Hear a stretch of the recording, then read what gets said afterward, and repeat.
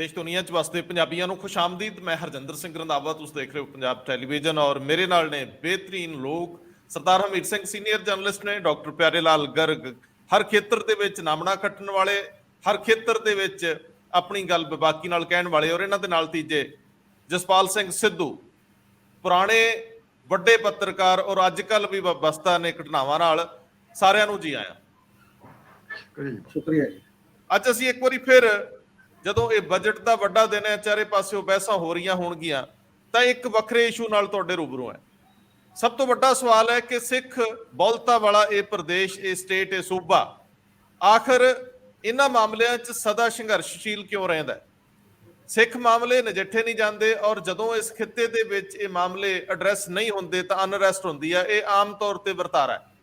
ਦੂਜੇ ਬੰਨੇ ਜਿਹੜੀਆਂ ਧਿਰਾਂ ਸੱਤਾ 'ਚ ਨੇ, ਜਿਹੜੀਆਂ ਧਿਰਾਂ ਰਾਜ ਕਰ ਰਹੀਆਂ ਨੇ, ਕੀ ਉਹ ਸਿੱਖ ਮਾਨਸਿਕਤਾ ਨੂੰ ਸਮਝਦੀਆਂ ਨੇ? ਇਹ ਵੀ ਬਿਹਤਰੀਨ ਸਵਾਲ ਖੜਾ ਕਰਦੇ ਨੇ ਬੁੱਧੀਜੀਵੀ ਕਿ ਆਖਰ ਮੌਜੂਦਾ ਰਜੀਮ ਦੇ ਵਿੱਚ ਜਿਹੜੀ ਸੱਤਾ ਸਟੇਟ ਦੀ ਆ, ਉਹਦੇ ਵਿੱਚ ਕਿਹੜਾ ਐਸਾ ਸ਼ਖਸ, ਐਸਾ ਵਿਅਕਤੀ ਜਿਹੜਾ ਇਸ ਮਾਨਸਿਕਤਾ ਨੂੰ ਸਮਝਣ ਦੇ ਸਮਰੱਥ ਹੋਵੇ? ਮੁੱਢਲੇ ਤੌਰ ਤੇ ਦੂਰੋਂ ਦੇਖਿਆ ਤਾਂ ਇੰਜ ਲੱਗਦਾ ਨਹੀਂ, ਹੋ ਸਕਦਾ ਕਿਸੇ ਦੀ ਸਮਝ ਬਹੁਤ ਬਿਹਤਰ ਹੋਵੇ। ਕੇਂਦਰ ਵੀ ਬਹੁਤ ਵਾਰੀ ਉਪਰੀ ਜੀ ਨਜ਼ਰ ਨਾਲ ਸਿੱਖ ਮਸਲੇ ਐਡਰੈਸ ਕਰਦਾ ਹੈ ਜਾਂ ਆਪਣੀ ਸਹੂਲਤ ਅਨੁਸਾਰ ਆਪਣੇ ਫਾਇਦੇ ਲਈ ਉਹ ਗੱਲਾਂ ਕਰਦਾ, ਲੇਕਿਨ ਆਖਰੀ ਦੌਰ 'ਚ ਪਹੁੰਚਦਿਆਂ ਅਸੀਂ ਇਹਨਾਂ ਚੀਜ਼ਾਂ ਨੂੰ ਉਵੇਂ ਦੀ ਉਵੇਂ ਪਈਆਂ ਰਹਿੰਦੀਆਂ ਦੇਖਦੇ ਹਾਂ। ਹੁਣ ਜਦੋਂ ਇਹ ਮੋਰਚਾ ਲੱਗਿਆ, ਕੌਮੀ ਇਨਸਾਫ ਮੋਰਚਾ, ਇਹ 3 ਮੁੱਦਿਆਂ ਤੇ ਲੱਗਿਆ ਕਿ ਤਿੰਨੇ ਹੀ ਸਿੱਖ ਮਸਲੇ ਰਹਿ ਗਏ, ਹੋਰ ਕੋਈ ਸਿੱਖ ਮਸਲਾ ਨਹੀਂ। ਦੂਜੀ ਗੱਲ, ਜਦੋਂ ਇਹ ਮੋਰਚਾ ਲੱਗਿਆ ਤੇ ਇਹਨੂੰ ਐਡਰੈਸ ਕਰਨ ਲਈ, ਇਹਦੇ ਨਾਲ ਗੱਲਬਾਤ ਚਲਾਉਣ ਵਾਲੀ ਕੋਈ ਧਿਰ ਅੱਗੇ ਨਹੀਂ ਆਈ। ਇਹ ਇੱਕ ਉਸ ਅਨਰੈਸਟ ਵਿੱਚੋਂ ਨਿਕਲਦਾ ਹੈ, ਜਿਹੜੀ ਅਨਰੈਸਟ ਦੇ ਪਿੱਛੇ, ਉਹ ਬੇਚੈਨੀਆਂ ਦੇ ਪਿੱਛੇ ਉਹ ਵੀ ਚਿਣਕ ਪਈ ਹੈ, ਜਿਹੜੀ ਦਿੱਲੀ ਦੀਆਂ ਬਰੂਹਾਂ ਤੋਂ ਜਿੱਤ ਕੇ ਮੁੜਦੀ ਹੈ। ਤੇ ਇਸ ਵੇਲੇ ਕਿਸਾਨ ਜਥੇਬੰਦੀਆਂ, ਉਹੀ ਜਥੇਬੰਦੀਆਂ ਜਿਹੜੀਆਂ ਉਸ ਸੰਘਰਸ਼ ਸੀ, ਇਹਨੂੰ ਸਪੋਰਟ ਪ੍ਰਦਾਨ ਕਰ ਦਿੰਦੀਆਂ, ਔਰ ਲੇਟੈਸਟ ਰਾਜੇਵਾਲ ਵੱਲੋਂ ਇਹਦੇ ਉੱਤੇ ਆਪਣੀ ਗੱਲ ਸਾਫ਼ ਕਰਤੀ ਗਈ ਹੈ। ਹੁਣ ਵੇਖਣ ਵਾਲੀ ਗੱਲ ਆ ਕਿ ਕੀ ਸਿੱਖ ਮਸਲੇ ਹਨ ਇਹੀ, ਇਸ ਤੋਂ ਇਲਾਵਾ ਵੀ ਸਿੱਖ ਮਸਲੇ ਨੇ, ਇਹਨਾਂ ਨੂੰ ਐਡਰੈਸ ਕੀਤਾ ਜਾ ਰਿਹਾ? ਆਖਰ ਫਿਰ ਸਿੱਖ ਮਸਲੇ ਹੀ ਏਡੇ ਟੀਸੀ ਤੇ ਕਿਉਂ ਚੜ ਜਾਂਦੇ ਆ? ਬੜੇ ਸਾਰੇ ਸਾਡੇ ਲੋਕ ਸਾਨੂੰ ਸਵਾਲ ਕਰਦੇ ਆ ਕਿ ਸਿੱਖ ਮਸਲੇ ਕਿਉਂ, ਜਿਹੜੀ ਬਾਕੀ 45% ਪਾਪੂਲੇਸ਼ਨ ਇੱਥੇ ਵੱਸਦੀ ਆ, 43% ਇਹ ਡਾਕਟਰ ਸਾਹਿਬ ਦੱਸ ਦੇਣਗੇ ਅੰਕੜਿਆਂ ਦੇ ਨਜ਼ਰੀਏ ਤੋਂ, ਉਹਨਾਂ ਦੇ ਕੋਈ ਮਸਲੇ ਨਹੀਂ, ਇਹਨਾਂ ਦੇ ਮਸਲੇ ਕਿਉਂ ਅਕਸਰ ਸਿਰੇ ਤੇ ਚੜੇ ਰਹਿੰਦੇ ਆ? ਸੋ ਸਾਰੀਆਂ ਗੱਲਾਂ ਨੂੰ ਐਡਰੈਸ ਕਰਦੇ ਆ। ਸਰਦਾਰ ਹਮੀਰ ਸਿੰਘ ਜੀ, ਸਭ ਤੋਂ ਪਹਿਲਾਂ ਇਹਦੀ ਆਊਟਲਾਈਨ ਮੈਨੂੰ ਲੱਗਦਾ ਕਿ ਉਹ ਨਿਰਧਾਰਤ ਕਰ ਦਿਓ ਕਿ ਅੱਜ ਦਾ ਜਿਹੜਾ ਅਸੀਂ ਇਹ ਮਸਲਾ ਲੈ ਰਹੇ ਹਾਂ, ਸਿੱਖ ਮਾਮਲਿਆਂ ਨੂੰ ਲੈ ਕੇ, ਇਹਦੇ ਪ੍ਰਤੀ ਸਰਕਾਰਾਂ ਦੀ ਉਦਾਸੀਨਤਾ ਨੂੰ ਲੈ ਕੇ, ਸਿੱਖ ਲੀਡਰਸ਼ਿਪ ਤੇ ਖੜਾ ਨੂੰ ਲੈ ਕੇ, ਲੀਡਰਸ਼ਿਪ ਤੇ ਕਿਰਦਾਰ ਨੂੰ ਲੈ ਕੇ, ਤੇ ਮੌਜੂਦਾ ਪਰਿਸਥਿਤੀਆਂ ਨੂੰ ਲੈ ਕੇ ਕਿਵੇਂ ਅੱਗੇ ਗੱਲ ਵਧਾਈਏ? ਅਸਲ ਦੇ ਵਿੱਚ ਸਿੱਖ ਮਾਮਲੇ ਇਸ ਕਰਕੇ ਇੰਪੋਰਟੈਂਟ ਇਸ ਖਿੱਤੇ 'ਚ ਹੈਗੇ ਨੇ ਕਿ ਕਾਫੀ ਲੰਮੇ ਸਮੇਂ ਤੋਂ ਹੀ ਜਿਹੜੇ ਇਸ ਖਿੱਤੇ ਦੇ ਸਰੋਕਾਰ ਨੇ, ਉਹਦੇ ਲਈ ਅਗਵਾਈ ਕਰਦਾ ਜਿਹੜਾ ਕੋਈ ਵਰਗ ਸੀ, ਉਹ ਇਹ ਦਿਖਾਈ ਦਿੱਤਾ। ਚਾਹੇ ਉਹ ਬੋਲੀ ਦਾ ਮਾਮਲਾ ਹੋਵੇ ਪੰਜਾਬੀ ਦਾ, ਚਾਹੇ ਉਹ ਪਾਣੀਆਂ ਦਾ ਮਾਮਲਾ ਹੋਵੇ, ਉਹ ਚੰਡੀਗੜ੍ਹ ਦਾ ਮਾਮਲਾ ਹੋਵੇ, ਉਹ ਵੱਖ-ਵੱਖ ਪਛਾਣ ਦੇ ਵੀ ਮੁੱਦੇ ਹੈਗੇ ਨੇ, ਜਿਹੜੇ ਈਵਨ ਘੱਟ ਗਿਣਤੀ ਪਛਾਣ ਦੇ ਮੁੱਦੇ ਵੀ ਆਪਣੀ ਜਗ੍ਹਾ ਵੱਖ-ਵੱਖ ਥਾਵਾਂ ਤੇ ਵੀ ਨੇ। ਕਿਉਂਕਿ ਪਰ ਇੱਥੇ ਇੱਕ ਹਿਸਟੋਰੀਕਲ ਬੈਕਗਰਾਉਂਡ ਹੈ ਕਿ ਉਹਨਾਂ ਨੇ ਆਪਣੀ ਪਛਾਣ ਦੇ ਬਾਵਜੂਦ, ਆਪਣੀ ਬੋਲੀ ਆਪਣੀ ਦੇ ਬਾਵਜੂਦ ਇੱਕ ਬੜਾ ਵੱਡੇ ਫਿਲਾਸਫੀ ਨਾਲ ਵੀ ਜੁੜਿਆ ਰਿਹਾ। ਇੱਕ ਬਹੁਤ ਘੱਟ ਗਿਣਤੀ ਧਰਮ ਸੀ ਜਿੱਥੇ ਸਰਬੱਤ ਦੇ ਭਲੇ ਦੀ ਗੱਲ, ਜਿੱਥੇ ਦੂਜਿਆਂ ਲਈ ਵੀ ਤਿਆਗ ਤੇ ਕੁਰਬਾਨੀ ਦੀ ਗੱਲ ਗੁਰੂਆਂ ਤੋਂ ਲੈ ਕੇ ਚੱਲੀ, ਔਰ ਇਹਦਾ ਇੱਕ ਮੋਰਲੀ, ਇਖਲਾਕੀ ਤੌਰ ਤੇ ਇੱਕ ਔਰਾ ਬਹੁਤ ਵੱਡਾ ਹੋਇਆ। ਗਿਣਤੀ ਦੇ ਅਨੁਪਾਤ ਦੇ ਵਿੱਚ ਕਿਤੇ ਵੱਡਾ ਔਰਾ ਰਿਹਾ, ਮਤਲਬ ਇਹ ਤੋਂ ਪਹਿਲਾਂ। ਪਰ ਹੁਣ ਜਦੋਂ ਦਾ ਆਜ਼ਾਦ ਭਾਰਤ ਜਾਂ ਇਸ ਤੋਂ ਬਾਅਦ ਪੰਜਾਬੀ ਸੂਬਾ ਬਣਨ ਤੋਂ ਬਾਅਦ ਉਹ ਮੁੱਦੇ ਲਗਾਤਾਰ ਚੱਲਦੇ ਰਹੇ ਆਪਸ ਦੇ ਵਿੱਚ। ਫਿਰ ਇਹ ਹੋਰ ਜ਼ਿਆਦਾ ਉਲਝ ਕੇ ਇੱਕ ਟਰਨਿੰਗ ਪੁਆਇੰਟ ਆਇਆ, ਇਹੀ ਦਰਬਾਰ ਸਾਹਿਬ ਤੇ ਹਮਲਾ, ਇੰਦਰਾ ਗਾਂਧੀ ਦਾ ਕਤਲ, ਉਸ ਤੋਂ ਬਾਅਦ ਸਿੱਖ ਕਤਲੇਆਮ। ਇਹ ਬੇਸਿਕ ਮੁੱਦਿਆਂ ਦੇ ਤੌਰ ਤੇ ਜਿਹੜੇ ਅਣਸੁਲਝੇ ਪਏ ਨੇ, ਬਾਰ-ਬਾਰ ਉੱਠਦੇ ਨੇ। ਹੁਣ ਸਾਡੀ ਸਿਆਸਤ ਦੇ ਵਿੱਚ, ਸਿਆਸਤ ਨੇ ਅਸਲ 'ਚ ਇਹਨੂੰ ਵਰਤਿਆ, ਇਹਨਾਂ ਮੁੱਦਿਆਂ ਨੂੰ, ਇਹਨਾਂ ਭਾਵਨਾਵਾਂ ਨੂੰ। ਸਿਆਸਤ ਕਿਸੇ ਵੀ ਕਿਸਮ ਦੀ ਰਹੀ ਹੋਵੇ, ਈਵਨ ਇੱਕ ਲੰਮੇ ਸਮੇਂ ਤੱਕ ਅਕਾਲੀ ਦਲ ਨੇ ਕਿਹਾ ਜਾਂਦਾ ਕਿ ਉਹ ਇੱਕ ਹੱਦ ਤੱਕ ਸੁਹਿਰਦਤਾ ਨਾਲ ਕੰਮ ਵੀ ਕੀਤਾ, ਪਰ ਇੱਕ ਸਮੇਂ ਬਾਅਦ ਉਹ ਵੀ ਇਹ ਮੁੱਦੇ ਵੀ ਛੱਡ ਕੇ ਅਸਲ 'ਚ ਉਸ ਪੱਧਰ ਦੇ ਉੱਤੇ, ਤੇ ਨਾਲ ਉਹ ਸੁਹਿਰਦਤਾ ਨਹੀਂ ਰਹੀ, ਦੂਜੀ ਪੋਲਿਟਿਕਸ ਵਰਗੀ ਹੋਈ ਪੋਲਿਟਿਕਸ ਹੋ ਗਈ, ਜਿੱਥੇ ਤਾਕਤ ਦਾ ਕੇਂਦਰੀਕਰਨ ਹੈ, ਜਿੱਥੇ ਪਰਿਵਾਰਵਾਦ ਹੈ, ਜਿੱਥੇ ਬਾਕੀ ਦੀਆਂ ਚੀਜ਼ਾਂ ਨੇ। ਪਰ ਲੋਕਾਂ ਦੇ ਵਿੱਚ ਅਨਰੈਸਟ ਦਿਖਾਈ ਦਿੰਦੀ ਹੈ। ਪੰਜਾਬ ਦੇ ਲੋਕ ਆਪਾਂ ਦੇਖਦੇ 2011-12 ਤੋਂ ਲੈ ਕੇ ਲਗਾਤਾਰ ਇੱਕ ਬੇਚੈਨੀ ਦੇ ਵਿੱਚ ਨੇ। ਬੇਚੈਨੀ ਚੋਂ ਇੱਕ ਅਲਟਰਨੇਟਿਵ ਵੀ ਲੱਭਦੇ ਰਹੇ, ਤਲਾਸ਼ ਕਰਦੇ ਰਹੇ ਕਿਸੇ ਨਾ ਕਿਸੇ ਰੂਪ ਦੇ ਵਿੱਚ।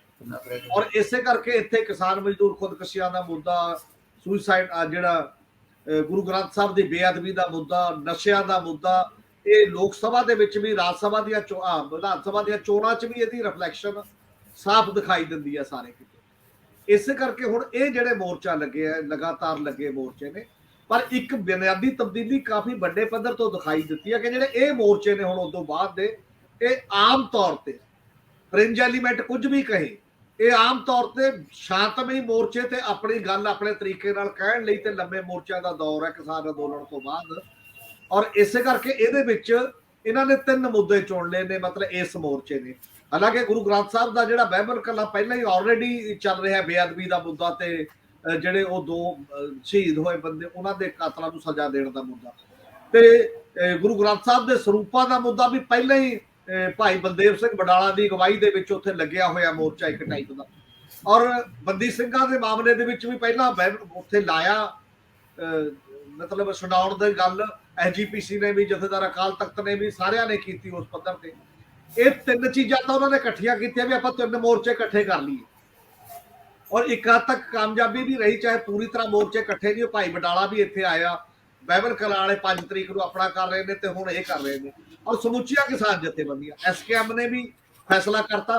ਹਾਲਾਂਕਿ ਤੁਸੀਂ ਦੇਖੋ ਕਿ ਇੰਟਰਸਟਿੰਗ ਗੱਲ ਹੈ, ਇਹ ਐਸਕੇਐਮ ਦੇ ਵਿੱਚ ਕਾਫੀ ਵੱਡੀ ਗਿਣਤੀ 'ਚ ਜਥੇਬੰਦੀਆਂ ਖੱਬੇ ਪੱਖੀ ਵਿਚਾਰਧਾਰਾ ਨਾਲ ਸੰਬੰਧਿਤ ਨੇ, ਪਰ ਉਹ ਵੀ ਇਸ ਮੋਰਚੇ 'ਚ, ਕਿਉਂਕਿ ਕਾਨੂੰਨੀ ਜਾਂ ਸੰਵਿਧਾਨਕ ਤੌਰ ਤੇ ਜਦੋਂ ਬੰਦਾ ਕਹਿੰਦਾ ਵੀ ਜਿਨ੍ਹਾਂ ਨੇ ਸਜ਼ਾ ਪੂਰੀ ਕਰਨੀ ਉਹਨਾਂ ਨੂੰ ਅੰਦਰ ਕਿਉਂ ਰੱਖਿਆ, ਇਹ ਗੱਲ ਹੈ, ਉਹ ਵੀ ਆਈਆਂ, ਤਾਂ ਮੋਰਚਾ ਕਲੱਬ ਹੋਇਆ ਇੱਕ ਟਾਈਪ ਦਾ। ਹੁਣ ਇਹ ਮਿਨੀਮਮ 3 ਮੰਗਾਂ ਤੇ ਆਧਾਰਿਤ ਮੋਰਚਾ ਹੈ।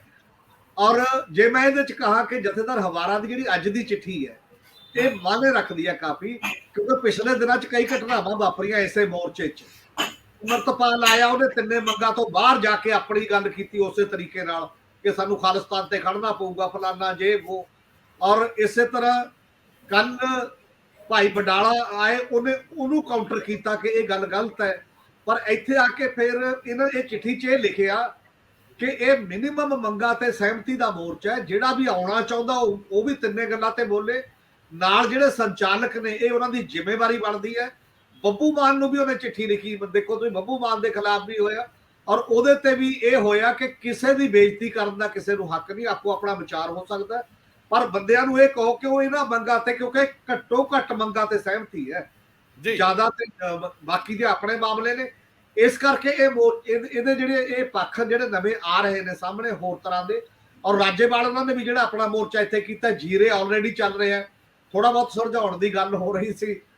ਚੀਫ ਮਿਨਿਸਟਰ ਨੇ ਇਹ ਵੀ ਕਹਿਤਾ ਸੀ ਫੈਕਟਰੀ ਬੰਦ, ਪਤਾ ਨਹੀਂ ਹੁਣ ਆਰਡਰ ਕਿੱਥੇ ਹੈ, ਕੀ ਹੈ ਕੀ ਨਹੀਂ ਹੈ, ਉਹ ਅਜੇ ਤੱਕ ਖਲਾ ਦੇ ਵਿੱਚ ਹੈ। ਇਹ 'ਚੋਂ ਅਯੋਗਤਾ ਵੀ ਨਜ਼ਰ ਆਉਂਦੀ ਹੈ ਸਰਕਾਰਾਂ ਦੀ, ਕਿ ਜਿਹੜੇ ਮੋਰਚੇ ਨੂੰ ਤੁਸੀਂ ਸੁਲਝਾਉਣ ਦੀ ਟਰਾਈ ਵੀ ਕਰਦੇ ਹੋ, ਉਹ ਵੀ ਕਿਸੇ ਤਲ ਪੱਤਨ ਲੱਗ ਨਹੀਂ ਰਿਹਾ। ਜੀ, ਤੁਸੀਂ ਜਿਹੜਾ ਹੁਣੇ ਲੇਟੈਸਟ ਸਵਾਲ ਉਠਾਇਆ ਡਾਕਟਰ ਪਿਆਰੇ ਲਾਲ ਗਰਗ ਜੀ ਵੱਲ ਮੈਂ ਜਾਣਾ ਚਾਹੂੰਗਾ। ਇਹ ਸਵਾਲ ਵੀ ਮਾਇਨੇ ਰੱਖਦਾ, ਕਿਉਂਕਿ ਬੀਤੇ ਕੱਲ ਹੀ ਹਾਈ ਕੋਰਟ ਦੇ ਵਿੱਚ ਇੱਕ ਵਾਰੀ ਫਿਰ ਉਹ ਫੈਕਟਰੀ ਦੇ ਮਾਲਕ ਚਲੇ ਗਿਆ।